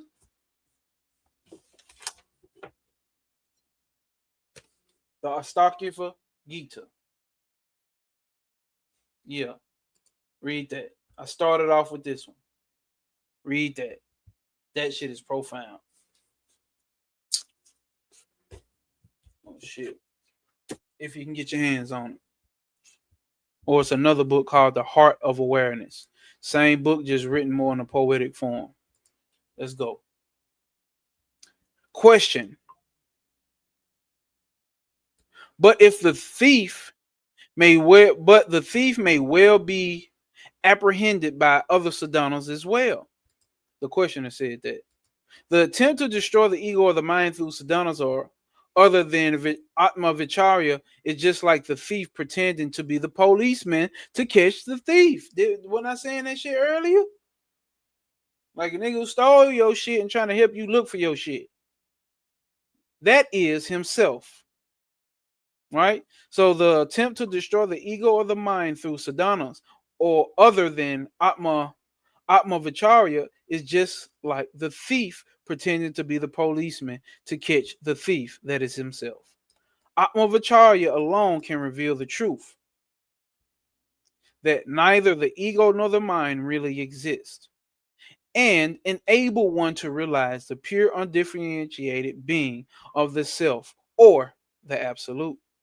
Having realized the self, nothing remains to be known because it is perfect bliss. That is all. So once you realize the self, there is nothing else that needs to be known. What did they say that I brought up? What is that one thing the student asked the sage, what is that one thing by knowing this one thing, all is known? And that is the self. Know the self. And when you know the self, there's nothing else that you have to know. Because it is perfect bliss. That is the all. Why self-inquiry more direct than other methods? This is the last paragraph, y'all. Last answer. Then we getting up out of here. Attention to one's own self, which is ever shining as I, with my boy Don Treat, ever shining. Tight shit. Ever shining. Attention to one's own self, which is ever shining as the I, the one undivided and pure reality, is the only raft with which the individual who is deluded by thinking I am the body can cross the ocean of unending births. That's the only way you're going to get out of reincarnation. By paying attention, by putting attention on the real self. Reality is simply the loss of ego. Reality is simply the loss of ego.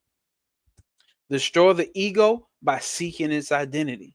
Because the ego is no identity, it will automatically vanish and reality will shine forth by itself. This is the direct method. Where eternally shine. Right. Eternally I shine. Right? So destroy the ego by seeking its identity, because the ego is no entity. It will automatically vanish and reality will shine forth by itself. This is a direct method, whereas all other methods are done only by retaining the ego. Whereas all other methods are done only by retaining the ego. And though in those paths, there arise so many doubts and eternal questions. Who am I remains to be tackled finally. But in this method, the final question is the only. But in this method, the final question is the only one. And it is raised from the beginning. That's why I keep saying, like, who am I? Figuring out who that I is. Knowing the self is the beginning and the end of the journey. So even after you go through all of these spiritual systems, deals with understand all these spiritual concepts, do all these rituals, have a meet and greet with all of these gods, and fuck all the goddesses, you're still going to have to come back to that question, who am I? Matter of fact, in this method, That is the one and only question, and it's raised at the beginning. And he says, no sadhanas are necessary for engaging in this quest. What does he mean by that? No spiritual practice is needed for engaging into this quest. There is no greater mystery than this. All the occult shit, all the spiritual shit, there is no greater mystery than this. All the dimensional shit, inner earth shit, what secret societies are doing shit, there is no greater mystery than that question of who am I? The beginning, the being, okay, there is no greater mystery than this, that being the reality, we seek to gain reality. We think that there is something hiding our reality. Do you hear that? We think there is something hiding our reality and that it must be destroyed before the reality is gained. It is ridiculous. A day will dawn when you will laugh at yourself for your past efforts. A day will dawn on you that you will laugh at your past efforts. That will be on the day you laugh is also that which will be on the day you laugh is also here and now. And that, my folks, is how we end this shit. Realize what he just said. There is no greater mystery than this. That being the reality, we seek to gain reality. We are that reality, but we run around here trying to gain that reality. We think that there is something hiding our reality from us. We think we're being oppressed. We think the demiurge is doing something. We think low vibrational beings are stopping us from realizing our true nature and that it must be destroyed before the reality is gained. We think we have to go on a war. We think there's a war between good and evil, a war between low vibrational and high vibrational. And my nigga says that is ridiculous. And when you find out, a day will dawn on you and you will laugh at yourself for your past efforts. And when I say this shit, people don't get it. People don't get that. You can't diminish the spiritual path. There is a path. And the spiritual path is what's this and this and that. Don't listen to what he's saying. This is hood advice, not good advice.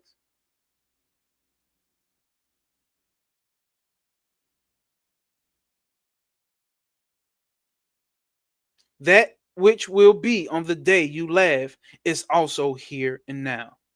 So that what you're going to discover on that day that you laugh at yourself for the cosmic joke, thinking you're looking for something, when you laugh on that day, that which you're going to realize is already right here, right the fuck now. So continue your spiritual journey. You will get to that point where you have to laugh at your fucking self. You will get to that point. And that, folks, that right there will conclude Know Thyself Sundays.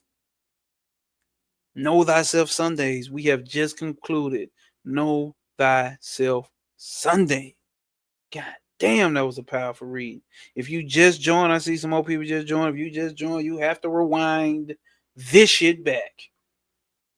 But we're going to end it here. And I always love you motherfuckers because you motherfuckers ain't nothing but me pretending to be something else. As we always say here, no obstacles will apprehend you. Prosper over pain. There are no obstacles. There are only opportunities for you to realize the self on this Know Thyself Sunday. As always, we say SO motherfucking P. That means stand on principle, stand on purpose, and that is our standard operating motherfucking procedure. As always, love, peace, and hair grease, motherfucker. Cause you can't sing, hum, motherfucking skip. Ain't that about a bitch? 60-40. 60-40.